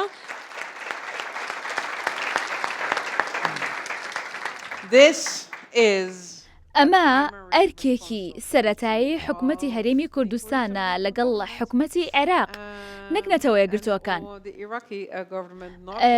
نەتەوە یەکگرتووەکان باڵەخانە دابین ناکات بەڵام وەکو پێش ئەم بەرنامەیەش کاتێک لەگەڵ ئێوە بە تایبەت دانیشتم پێم وتن بێگومان هەموو هەوڵێکی خۆم ئەخەمەگەڕ بۆ ئەوەی بزانین چۆن ئەتوانین هاوکاری ئەم زانکۆ ناوازەیە بکەین دڵنیام دەرفەتی زۆر هەنوو هەر ڕێگەیەک ئەگەری هەبێت تاقیەکەینەوە باشە بەڵام هەرگیز ئەوە لە یاد مەکەن کە گەلێک ئاسانە ڕوو بکەیتە نەتەوە یەکگرتووەکان و پێی بڵێ ئەمە و ئەوە و ئەوەم ئەوێ لە کاتێکە ئەمە بەرپرسیاریەتێکی سەرەتایی هەر حکومەتێکە کە ئاگەی لە زانکۆکانی بێ باشە خانمێکی خاوەن پێداویستی تایبەتمان لەگەڵە لێرە دانیشتووە بەرامبەر خۆت پێم خۆشە مافی دوایین پرسیار بەو بین. ئێوارەتان باش من زیبەنایف دەرچووی بەشی کۆمەڵناسی زانکۆی سۆران هەڵبەت سێ پرسیارم هەیە بەڵام لەبەر نەبوونی کات یەک پرسیار ئاراستەیە ئەم خاتونە بەڕێزەکەم بەخێر بێ بۆ زانکۆی سۆران چوانەیەکیان ئەزمموی دەتوانین لە ڕۆڵی ئێوە وەک نوێنەری تایبەت بۆ یۆنامی فێر ببین و کە بەکەڵکی خوێنکاران بێ کە دەیانەوێ بەشداری کارایان لە گەشەی کوردستاندا هەبێ. دەست خۆش. هەفتەیە کاتێ هەیەوانە لەبەر ئەوە پرسیارێکی ئەوە نەفراوانە کە لەوانەیە نەتوانم وەڵامی دیاری کراوم هەبێ بۆ بەڵام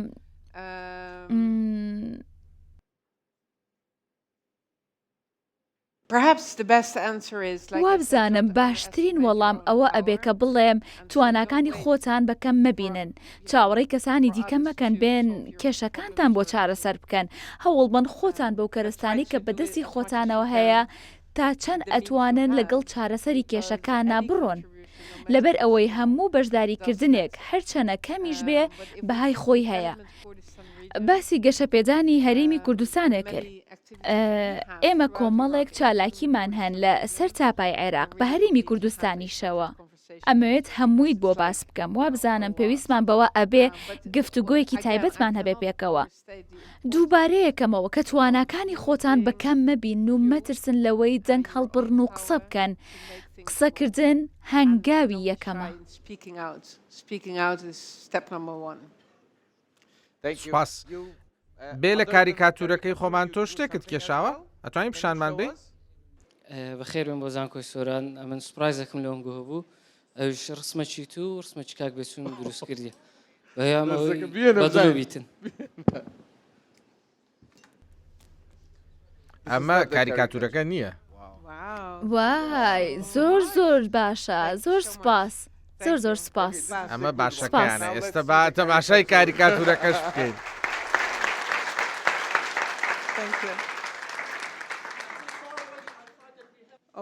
ئەو جوانە لەمایانە لە فریشتە ئاچم سێریکەن ئەمانم بەرە زۆر سپاس. ئەی باشە من چی یەکەم لەوێ؟ باشە هێشتا تەواو نەکردووە؟ بەڵام من ئێستا ئەبێ بڕۆمەوە کاژێر چەنە؟ کاژێر 4 و 20 خولەکە. سێرکەن من بەڕاستی داوای لێبوردنەکەم ئێمە لە وڵاتی خۆمان بەرنمەیەکی هاوشێوەی ئەم بەرنمەیەمان هەیە بەڵام ئەوەی ئێمە تۆمارکردنەکەی ئەو پڕیەک کاژێری پێچێت بەڵام لێرە لە عێراق هەموو شتێک کاتی زیاتری ئەوێ ئێستا وابزانم نزیکی 2 کارژێرە بەیەکەوەی وابزانم هەمووشمان گەرمامانە من خۆم زۆرم گەرمایە بەڵام زۆر دڵخۆش بووم کە ئەم دەرفەتەم هەبوو ئێوەم ناسی چاولەیە ئەوانیش گەرمایانە هەمومان پێویستمان بە هەوا و ئەو هەیە لەبەر ئەوە با بڕۆین دارەکەمان بڕوێنین و دوای ئەوە پێویستە بە پەلە ئێرە بەجێ بێڵم لەبەر ئەوەی پابەندی کاری ترم ئومێدەکەم دانیشتنەکەتان بەلاوە باش بوو بێ من خۆم زۆر دڵم پێی خۆش بوو لە دڵەوە ئومێدەوارم جارێکتر بتان بینمەوە زۆر سپاس. یەک هەنگاومان ماوە هەنگاوی کۆتایی خوێنکارەکان داوایان لێکردم داوا لە تۆ بکەم لێرەوە ناوی 3 سیاسەتوانی عێراقی یا کوردستانی بهێنی کە پێت وایە پێویستە بێنە ئەم بەرنمەیەوە دوای ئەوەش سێلفیەک ئەگرین سێلفێکی خێزانی تۆ ئەی چرکێنی وێنەکە دوایەوە تەواو. وابزانم یەکەم کەس پێویستە سەرۆک نێچیروان بارزانی بانگێش بکەن.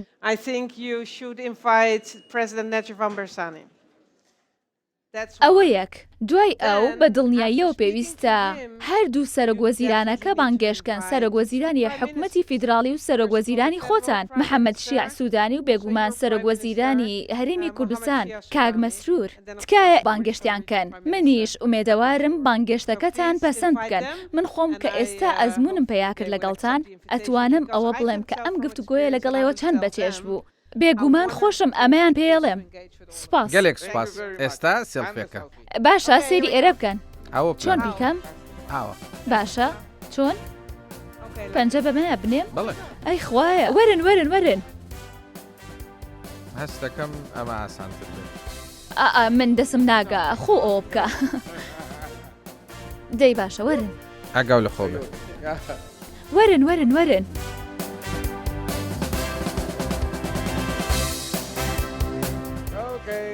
سپاس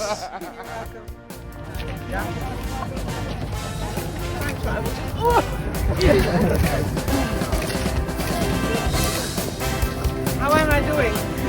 Well, great.